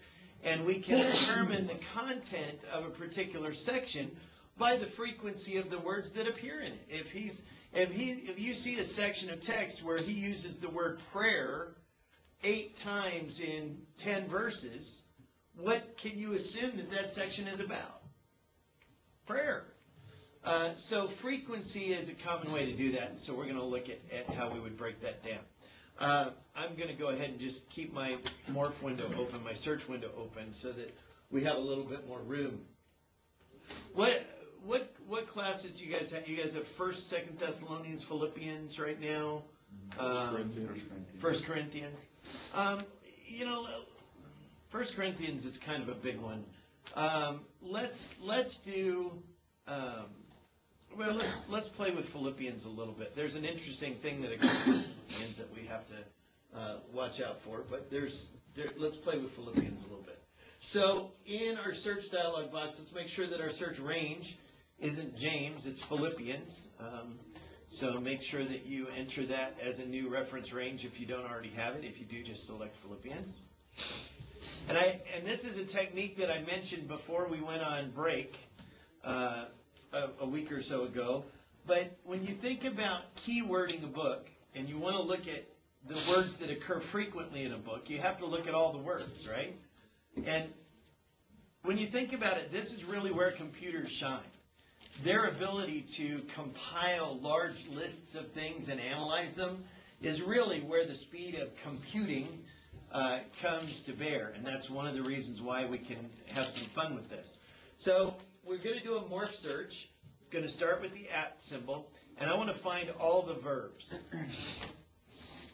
So all I have to do is @v. And if I did a search right now, it's going to find every verb in the book, right? Now, in the aligned view, it's not particularly helpful, but 257 verbs in the book of Philippians. Well, that's a good start, but that's not everything we need, right? What else do we need? If we want to look at every word, you need nouns. So, do I want an or an and? And. Or. And. Okay, Jesse, why and?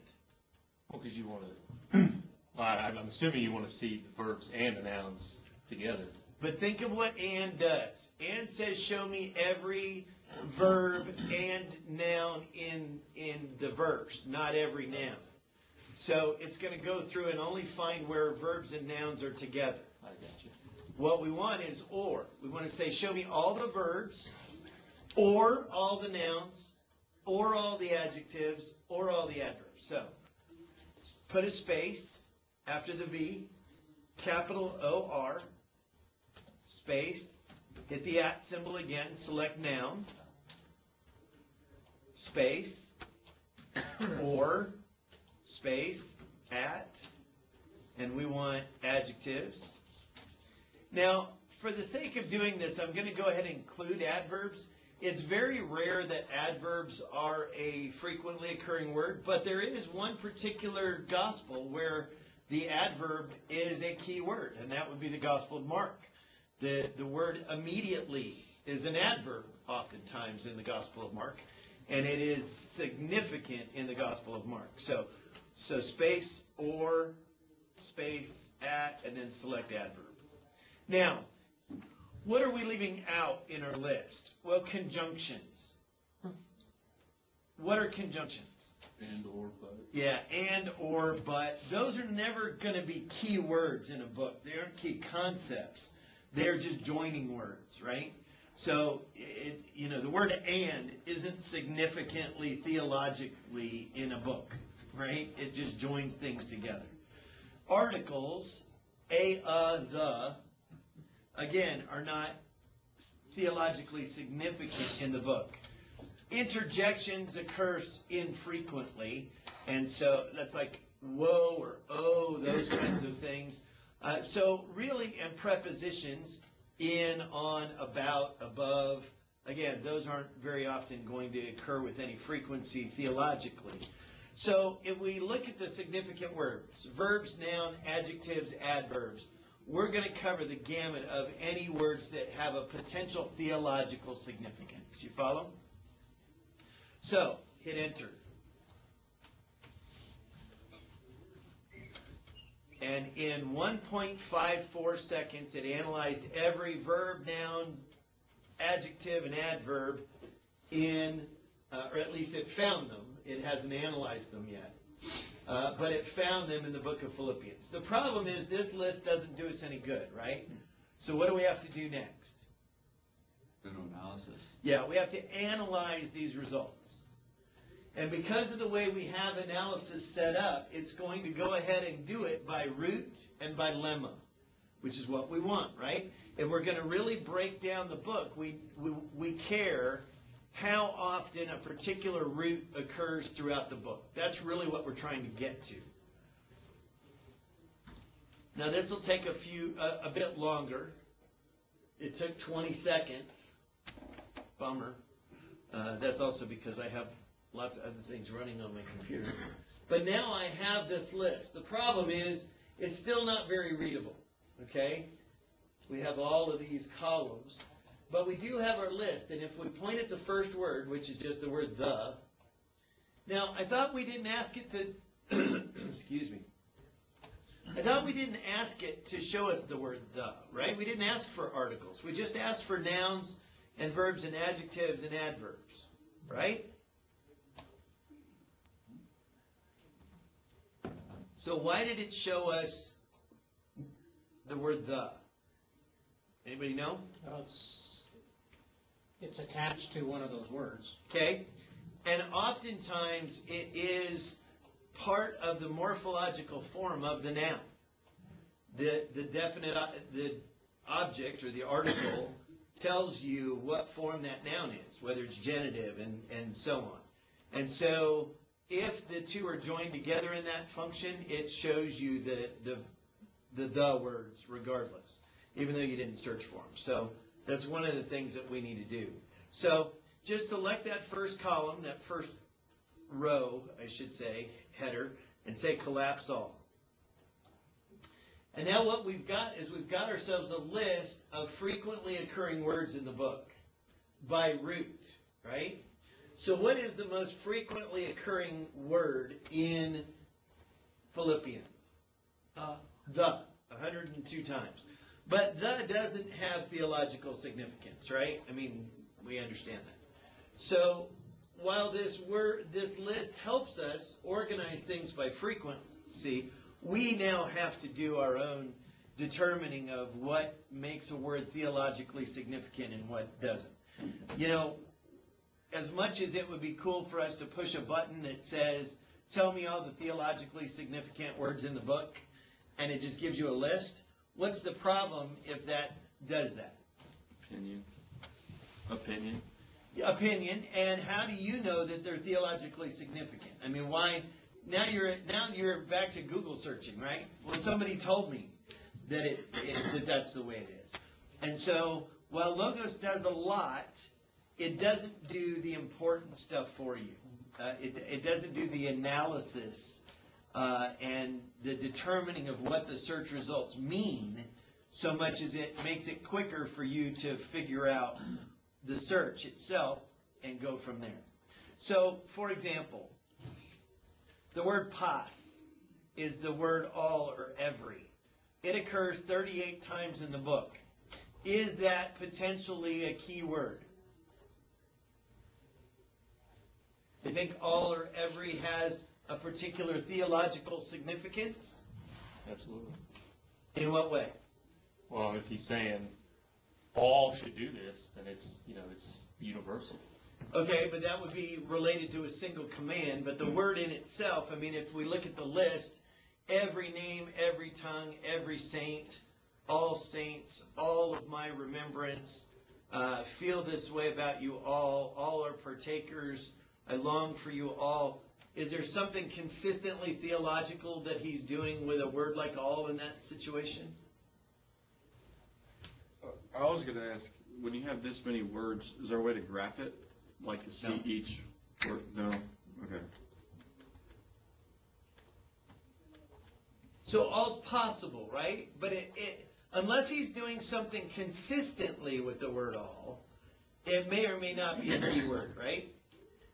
Just saying every and using that as an adjective to describe a variety of different things may not be something significant across the whole book. Now, Understand what we're trying to do here. We're trying to understand the entire book, not a particular verse or command, Jess.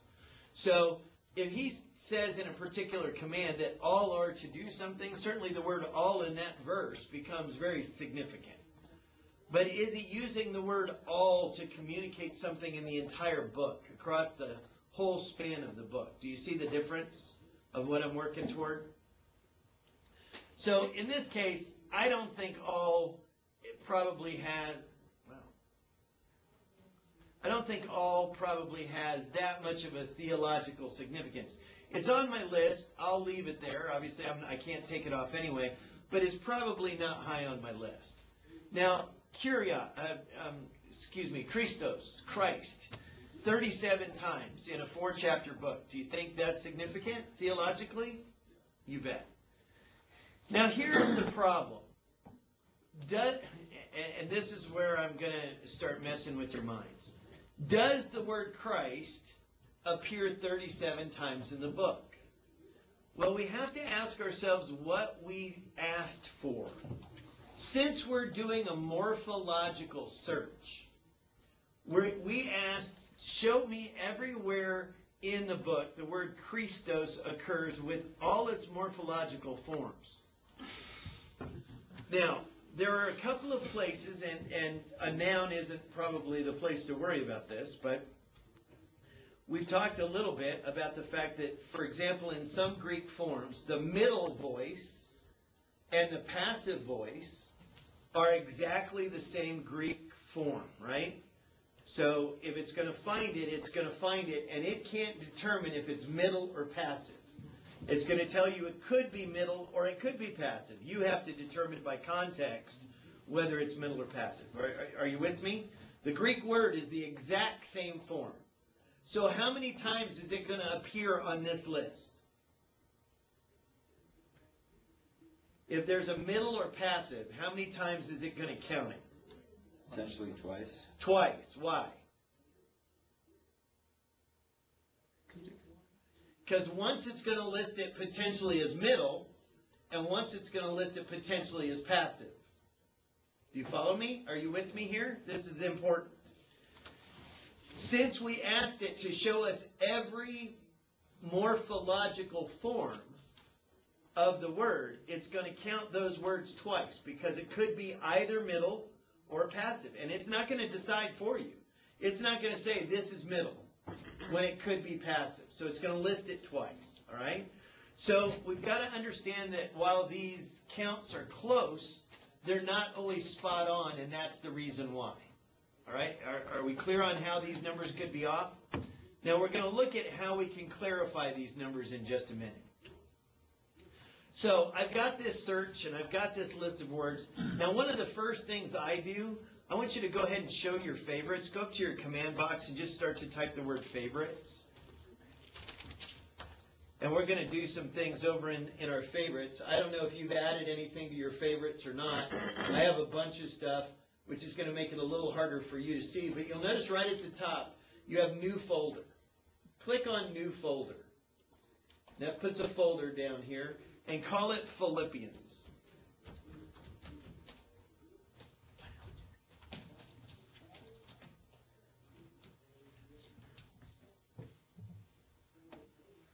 And then what I want you to do is I want you to drag this search tab. You go up to the top of the search window, drag the search tab, and drag it into that folder called Philippians.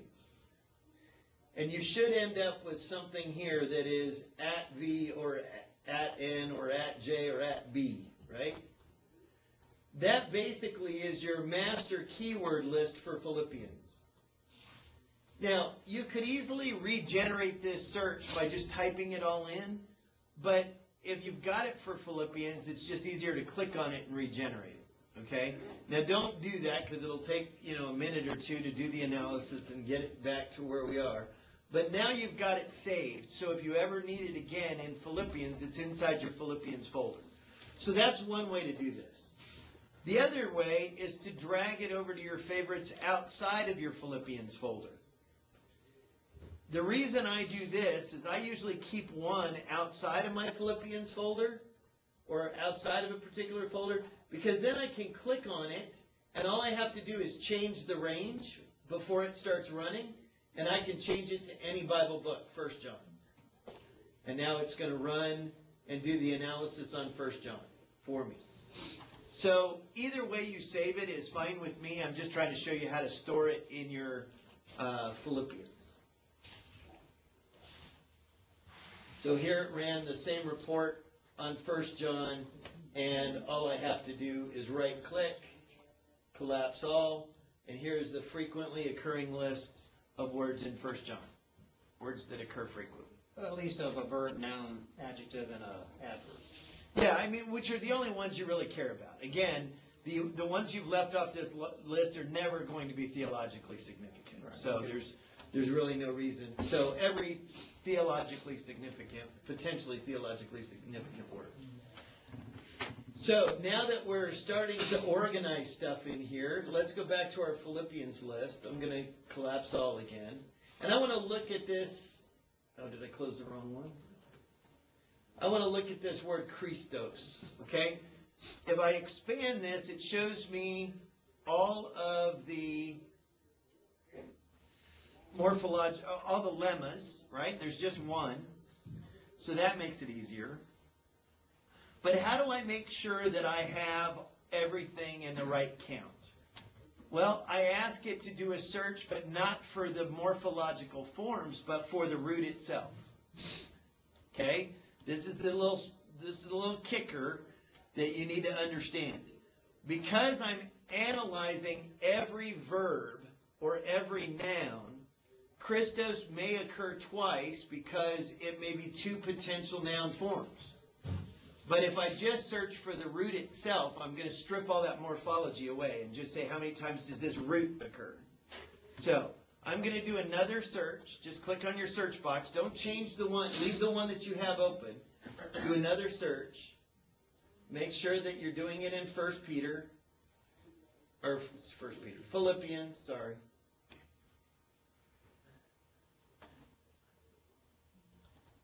And now if I want to search for the root, Christos, how do I do it? Root, colon. Root, lowercase, not a capital R, right? Root, colon, and then how do I get to Christos? Type it in English. You can try CHR and see if that does it. And notice that CH comes up with the proper Greek letter. You follow? So Christos is right down here. Click on it and do a search.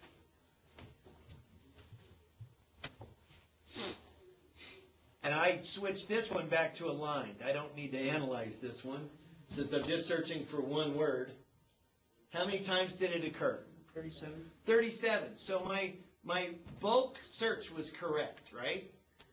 Now, what I tend to do is, since I've already determined that this is a keyword, I drag this individual keyword for Christos into my Philippians folder. And notice what it says. Root, Christos, New American Standard. Well, that really doesn't help me. It kind of does, but it doesn't do enough for me. So what I do is I right-click on it, and I rename it, and I say 37X space dash space Christ.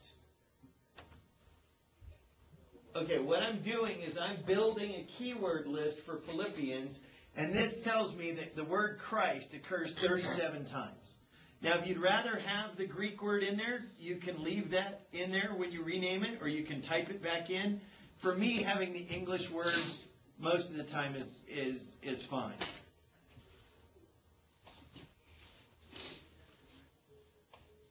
Now, the advantage of now having that is that I don't have to type root colon Christos anymore.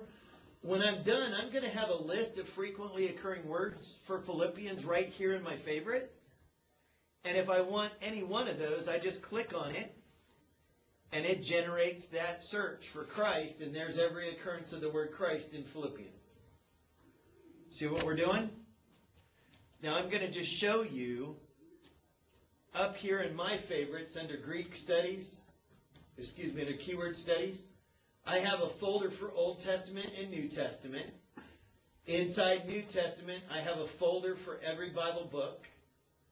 Inside every Bible book, Philippians, I have my frequency list, which is that @ whatever. I just rename it frequency list. And then I have another folder called keywords or keyword searches. And you'll notice Christ here. And what I do is 37x equals Christ, root Christos. And now I'm going to build this list and have these searches available to me.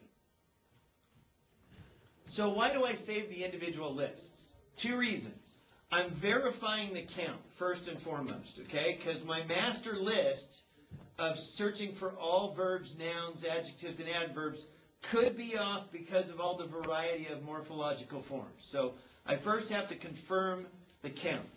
But secondly, when I'm studying, I don't want every word in Philippians. I want to see where Christ occurs. And it's easier to do that from a list on Christ than it is from this massive analysis. So having these individual lets me share them with a class. If I'm going to teach through Philippians and I want them to mark their Bibles, for example, I can print out the keyword search for Lord. There they are. I can print this out. I can make copies. I can hand it out in class.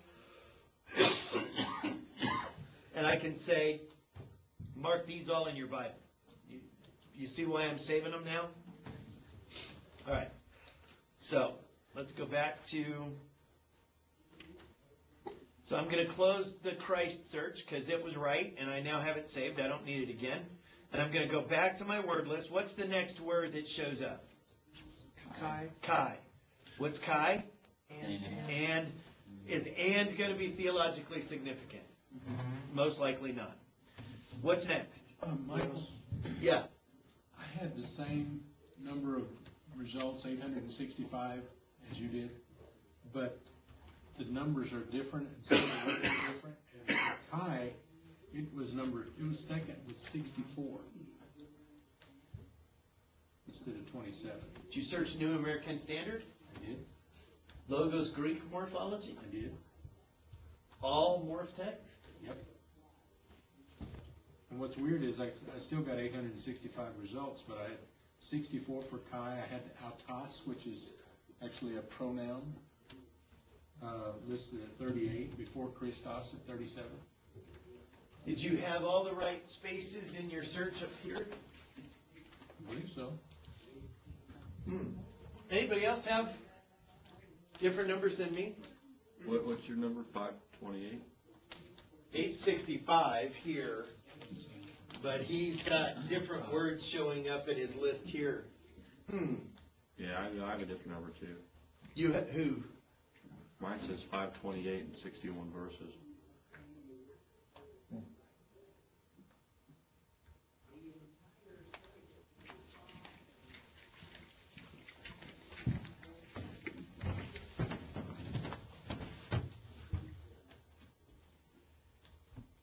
Okay, you didn't put an or between the J and the B? I did have that.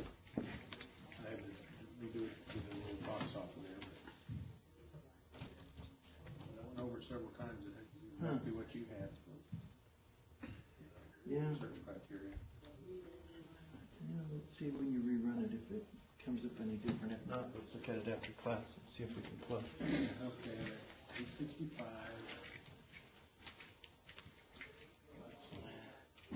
Okay, so what's the next word on our list that has potential theological significance? Theos, God. Yeah, theos, God. Now it says 23 times. And if we look, it'll show us the number of occurrences. I'm looking for something specific. I don't see it, so I trust it. But we're going to make sure. So what I'm going to do is I'm going to open a new search. I'm going to type root, colon, and start to type theos. Check theos. 23 times. So our number was right. That's a good thing. But then I'm going to go ahead and drag this over to my Philippians folder. and I'm going to right click to rename it, and I'm going to say 23x God.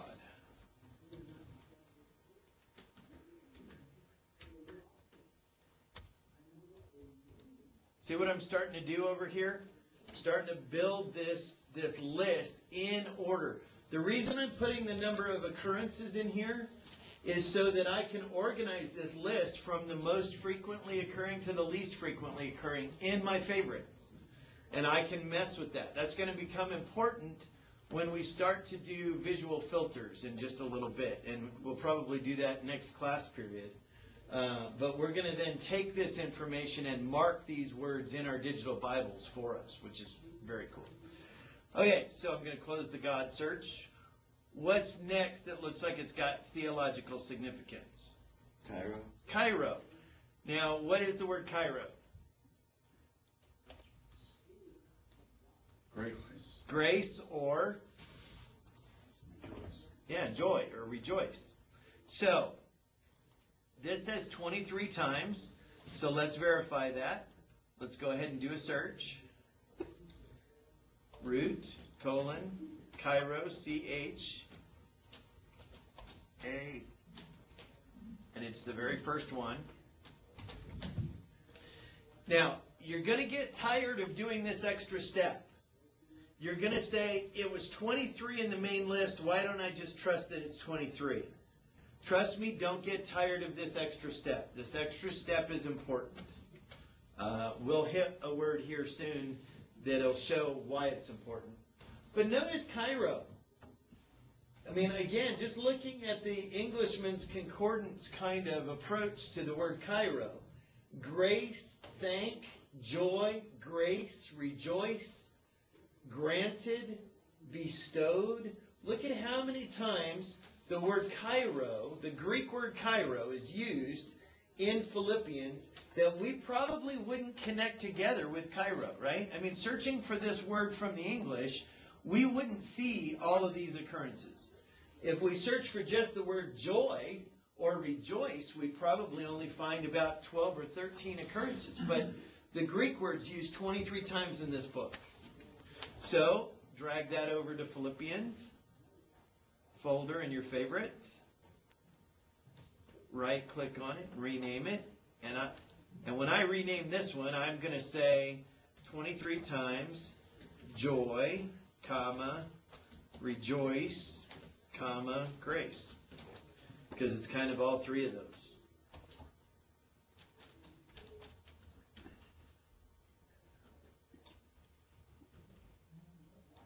Close those, come back here. What do we have next? Jesus. Jesus. 21 times. Going to do another search. Root. Now this is one of those that's interesting to try to search for from the English. You literally start with a J. If you start to type Jesus, it'll find Jesus.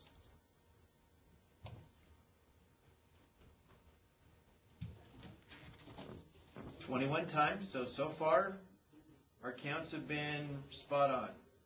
And most of the time, they will be. Right click, rename,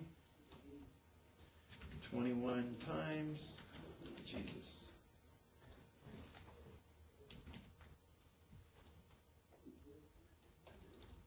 Close both of those searches and go back to my master list.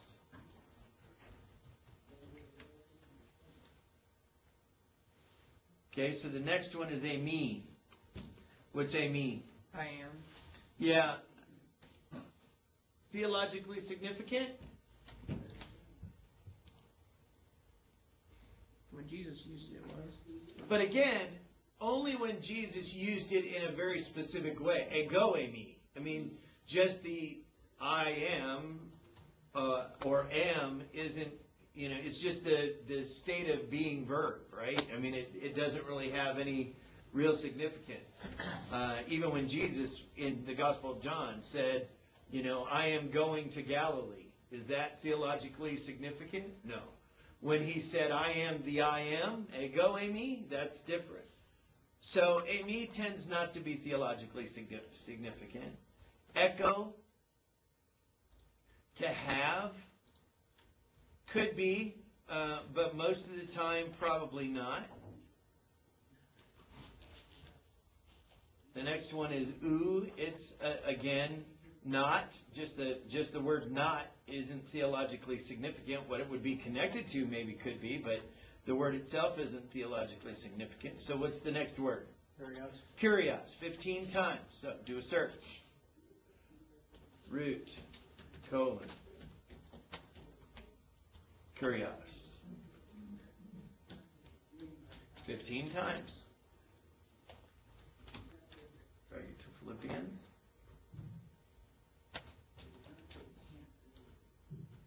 Select it and rename it. 15x Lord.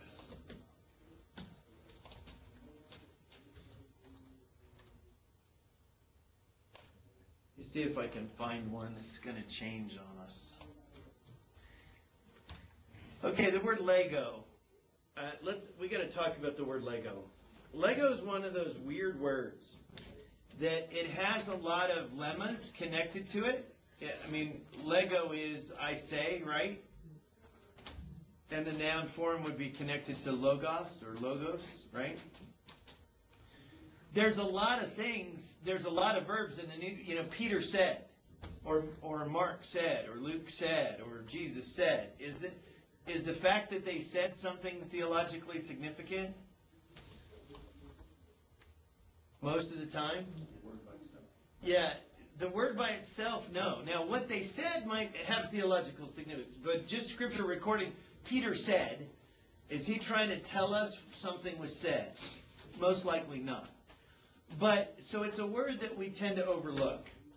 But, for example, in the book of James, James keeps saying, one might say such and such, and another may say such and such. And the more you start to look at what James is doing and talking about how we use our tongue, in James, that word can have some theological significance.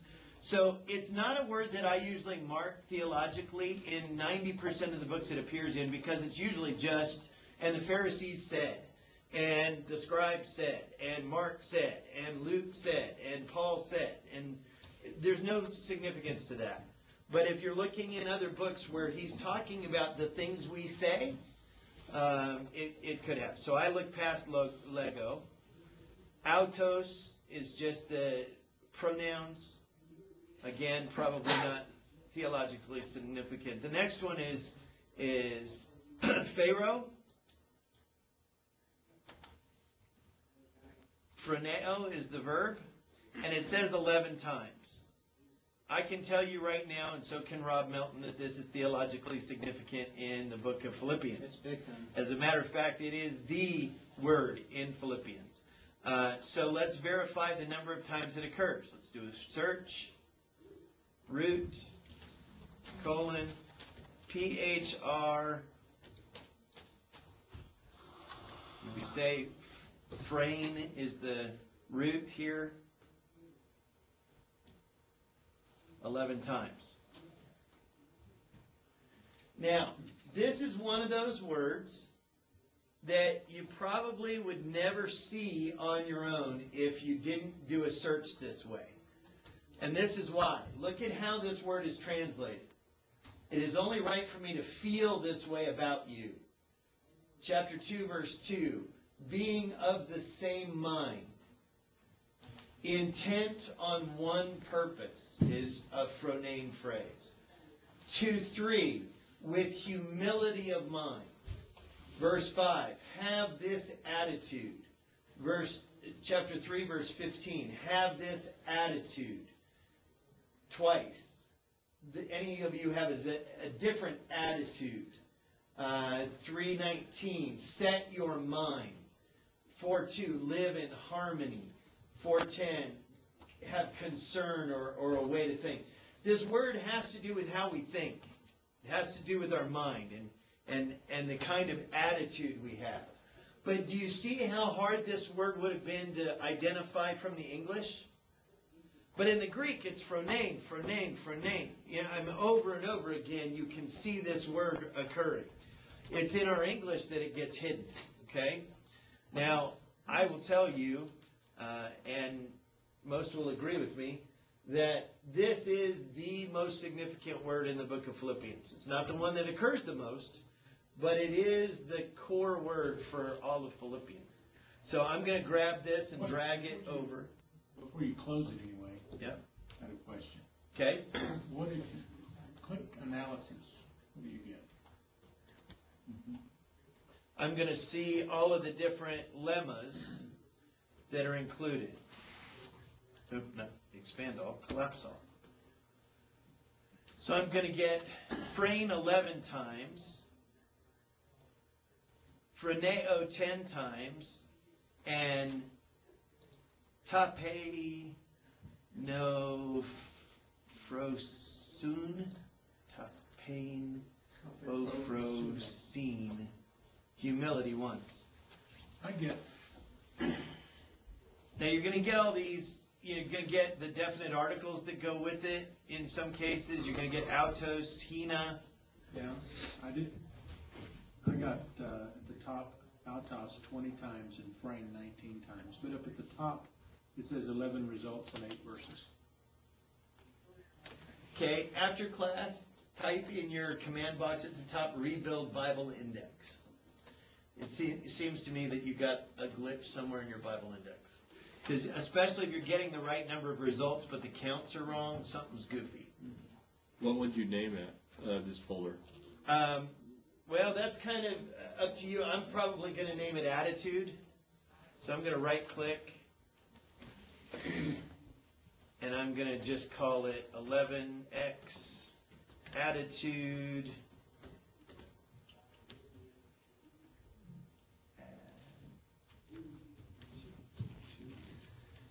And maybe humility of mind.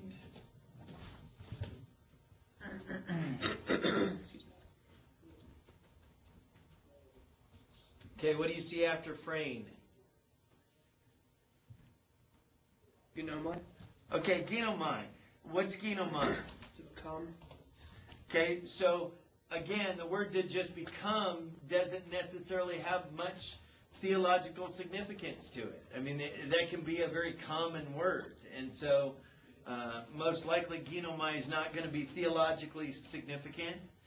Dokeo, though, glory, is a theologically significant word, isn't it?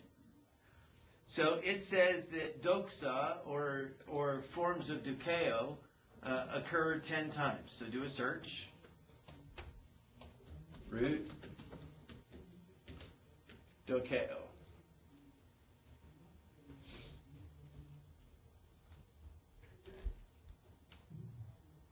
And the count was right.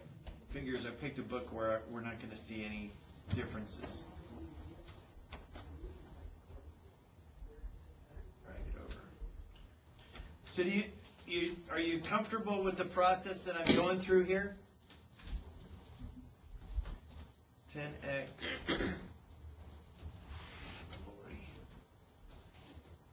Yeah.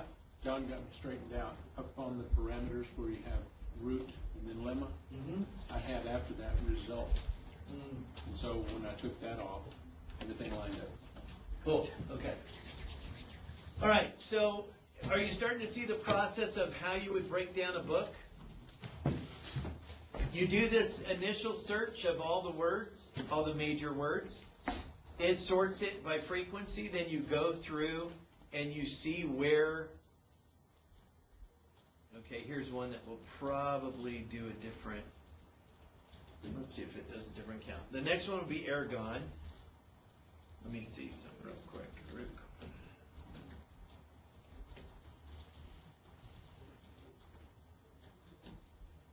No, 10 occurrences of ergon as well. But work would be significant, and you just keep going through the list. Now, the advantage of this is that now once I'm finished, and I'm not finished necessarily yet, but we don't need to keep walking through, the question becomes, as we asked before, how do I know that I'm finished? How do I know that I've found all the theologically significant words in the book? At what point do I stop here? When you get to 2 or 3. You know, when you get down to, you're going to start to see these words. Look, when we look at this list, you're going to start to see some patterns, okay?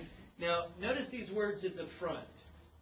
Theos, 23. Cairo, 23. Jesus, 21. Kyrios, 15. Phronane, or Phrane, 11. Then you start hitting, look at how many have 10 occurrences. Now look at how many have 9 occurrences. There's only one that has 8, lambano, but again, that's just to, to have, or so that's not significant. But then you start seeing all these words that have 7. Look at how many words have 6 occurrences. There's a whole bunch with 6. We start to see the number of words with the same number of occurrences start to show up more. That the list gets longer as you go down, okay? When you start hitting those words where a lot of words have the same number of occurrences is where you have to start asking yourself, if this many words occur this many times, are they significant? The question is, some may be, some may not be. But that's a point at which you can start to stop, and then you're only going to pick those up through identifying keywords in some way other than frequency. Okay? Because at that point, too many words have the same number of occurrences. And they're not going to stand out in the list as overly frequent in comparison to everything else. Do you follow? Now, when you take exegesis, Denny's going to talk about lots of other ways we identify keywords in a book. Are they contained in a prayer? Are they associated with a petition verb? Are they frequently occurring? Are they, there's a number of ways that we determine keywords other than frequency. But what we're doing here is just dealing with frequency, okay? So at this point, you now at least, if you do nothing beyond the word work, you have a list of the 8 most frequently occurring words in the book of Philippians, right? The essence of this book is wrapped up in these words. The way we think, having the same humility of mind about Jesus Christ, our Lord and God. The joy that comes from that. And I would argue in Philippians that the problem that Paul mentions is that they need to make his joy complete. His joy is not complete because there's a fight, there's a lack of unity, there's a problem with attitude. But all of those words, help us determine what Philippians is all about. Do you see how you start to break down a book? So let's pick another one. Let's pick I don't want to do 1 Corinthians. It's just too long. What you said you guys are doing 1 and 2 Thessalonians, Philippians. Let's do 1 Thessalonians. So select the range, choose 1 Thessalonians, and just redo the analysis.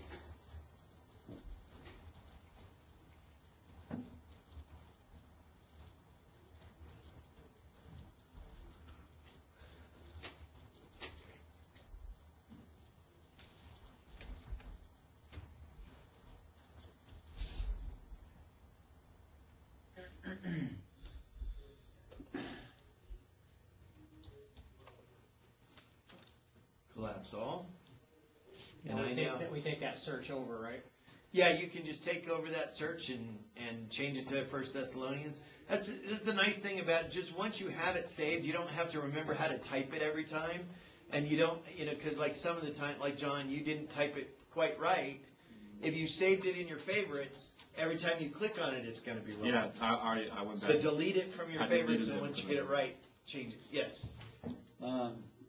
So I created a new folder over here for 1 Thessalonians. Uh-huh. If we create folders over here, is it going to automatically alphabetize these, or do we have to drag them around? Or how? You have to drag them around. Okay. Yeah, this is a very literal kind of thing. So I'm going to create a folder called 1 Thessalonians over here.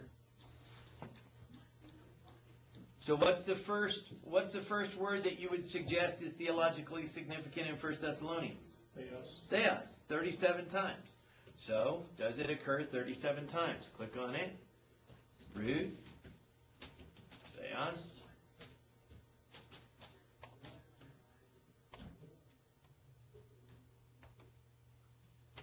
It occurs 37 times. Drag it to 1 Thessalonians. And rename.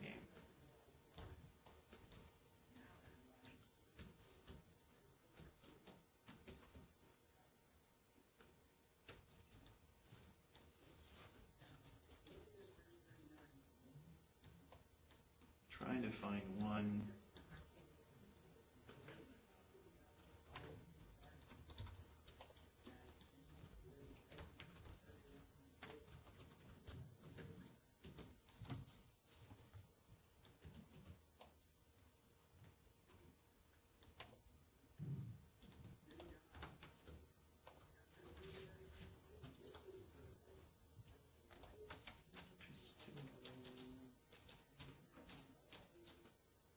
Trying to find one that gives us a different count.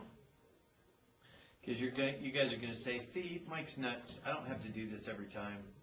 Because it's always right. And it's not always going to be right. Pistuo is correct as well. So it's just trust me at this point. I'll find some specific examples. But trust me at this point, it's not always going to be right. Hey, Mike, Yes. how'd you make it, like, when you keep going back from your searches, how'd you make it to where you don't have to collapse all every time? Like, I have to collapse all every single time. Well, I'm not expanding them. I just leave it at collapse all, and I'm just looking at the list. Well, yeah, like, I hit collapse all, and then I just go to the other search bar we're using, and like, every time I come back, I have to redo it. Huh. I don't know. That's a glitch. Because it shouldn't. So what are some other theologically significant words in 1 Thessalonians? You got kurios, right? 24 times. What's going to be next? Autophos? What? Autophos? Brothers? Adelphos. 21 or 20 times, yeah.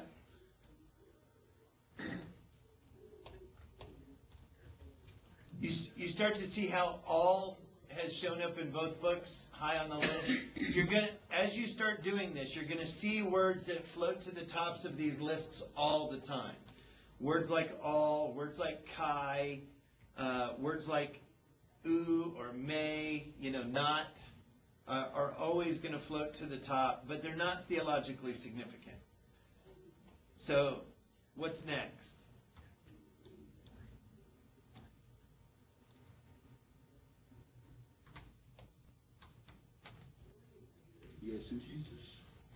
Jesus. Echo, we talked about, probably not. Could be, have to look, but probably not. It just means to have, typically. So that's not theologically significant. How about kaleo? Yeah. Yeah, what? Would it be? Because it says 8 times, it's urge, implore, exhort. Aren't those those are, petition verbs? Petition verbs, yes. Petition verbs are always important, okay? So, kaleo would be.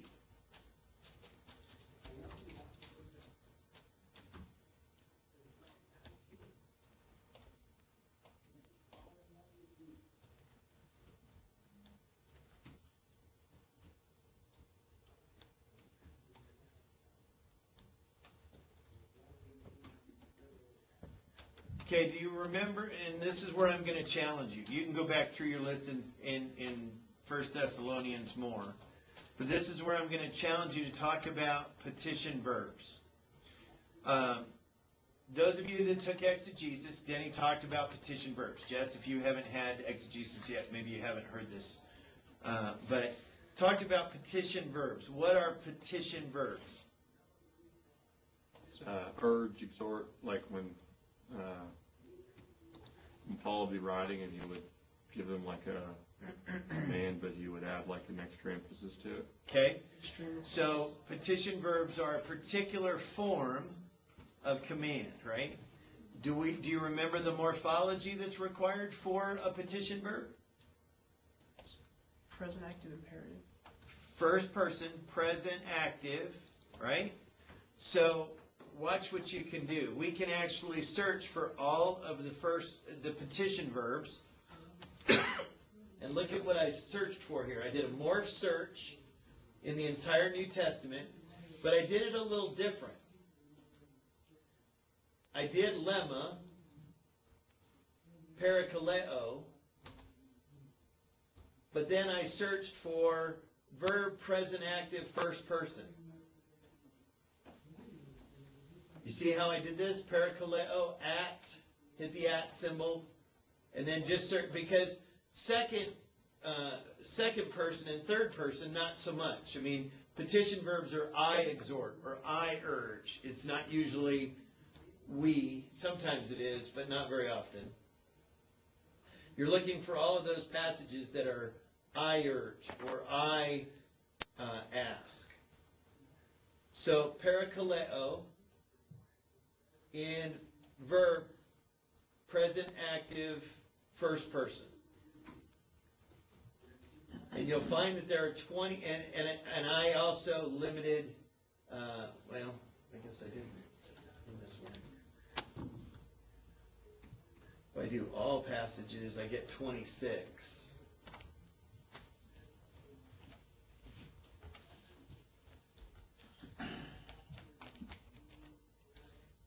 Do you see them? So this is most of your petition verbs. Now there are a couple here that are weird. 1 Corinthians 4:13, we try to conciliate, whatever that means. So there's a couple here that aren't true petitions, but the rest of them are. And so what you can do is you can drag this over into your favorites now. Don't put it in Philippians or Thessalonians, but just right-click on it and rename it and call them petition verbs.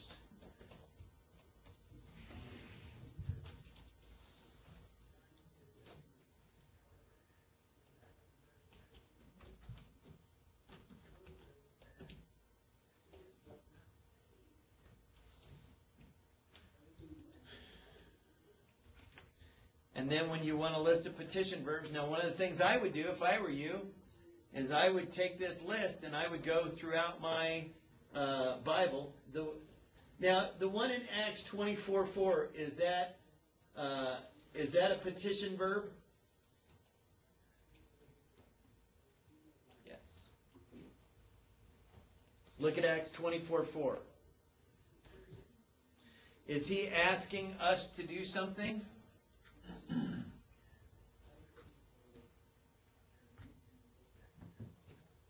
Who is he begging?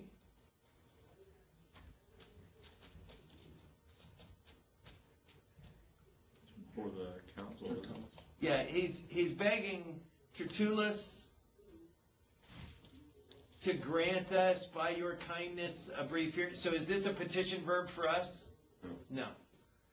So there are a few in here that you've got to kind of weed out, right? Because he's just quoting in Acts 27:34. I encourage you to take some food. Who's he encouraging? You have to look at the context, but it's not a general command for everyone. It's a specific group that he encourages to take some food with them. That's not something that we would see as a petition verb for everyone today.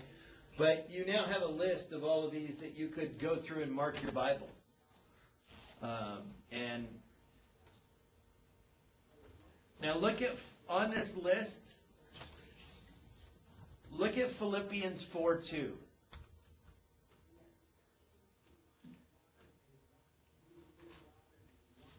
What is significant about Philippians 4:2? Two petition verbs in verse 2. Two petition verbs in one verse. The reason mine are all colored is I have all of these searches open that I haven't closed. You have two petition verbs, and what other word are they related to?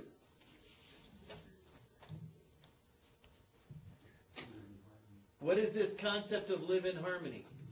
Is that from? Yeah, it's phroneo. It's one of the reasons why we know phroneo is so significant in Philippians, is you have two petition verbs, which one petition verb should set off red flags and, alarms in your head that the inspired writer is telling us to do something specific or to pay particular attention to this concept. To have two of them in the same verse is more red flags. And then you have a frequently occurring word in the book, phronane. And when you map that out, you start to see the significance. So, all right, so are you starting to see how to map a Bible book? Okay, so for homework,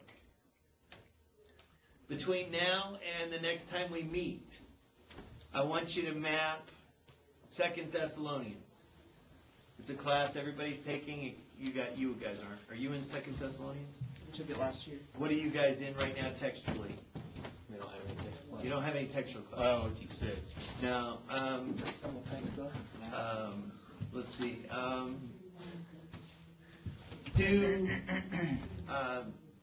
Do Second Peter. It's a relatively short book, about the same size as 2 Thessalonians. Map the key words for 2 Peter, you and Jess and Gary, and then everybody else do 2 Thessalonians. And build it into your favorites, create a folder, do the search, identify frequently occurring theologically significant words, do the search to verify the count, drag them over so that in Friday you should have a folder for 2 Thessalonians, and you should have a list of words that appear to be theologically significant and frequently occurring in that book. Here's one of the things I did. Once you learn to do this, you can sit in an evening and do most of the New Testament, honestly. It shouldn't take you more than 20 minutes to do 2 Thessalonians. It shouldn't take you more than 20 minutes to do 2 Peter either. But I used to just sit with my laptop and do these searches, and all I'm looking for is frequently occurring words at this point. Now, I still have to do the work of verifying how they're theologically significant in the books, right? It hasn't really told me that. It's just told me that they occur so much that most likely they're theologically significant. And the way to get used to this is to keep doing it over and over again. So do one book for me. This is one of the little worksheets that I mentioned in the syllabus. Do one of these for me for Thursday. Thursday. For Thursday, and we'll talk about your results, and we'll talk about what problems you might have had. But also spend some time in the evenings when you have free time, and I know as students you don't have a lot of free time. Sit down and try a bigger book. Try Matthew. Try John. I mean, when you look at, for example, you look at my keyword list for a book like John, look at how many keywords I have for the Gospel of John. Now, you've got words that occur Jesus occurs 244 times in the Gospel of John. But you also have words that are theologically significant that only occur 20 times, okay? So as you deal with bigger books, this gets to be a little bit more challenging in some regards, okay? But play with some of them and start to map them out. Start to create some structure in your favorites to do that. Any questions on how we did this? Doing the search for all the verbs, nouns, adjectives, adverbs, then sort it by root and lemma, which we already had, and then verify those counts by doing individual root searches for each of the roots that you find. And my guess is you'll start to see some that the counts don't quite add up. And the reason is because there's probably a middle or a passive verb in there that is throwing the counts off. On Thursday, we'll look at how to do this with the Old Testament as well, with Hebrew. Now, Hebrew works a little different, but the process is basically the same. You still look for all the verbs, nouns, adjectives, adverbs in the book, sort them by frequency. The challenge is that how Hebrew gets translated is a little different. So we'll do a little bit of that, just so that you can see how to do it with an Old Testament book. Questions about how we did it? I think I missed something whenever you were doing the petition verbs. Okay, let's not worry too much about the petition verbs. I'll show you how to search for that morphological form. I kind of sabotaged you with trying to show you something beyond what we were dealing with, but we'll do that again because it'll be important. Okay,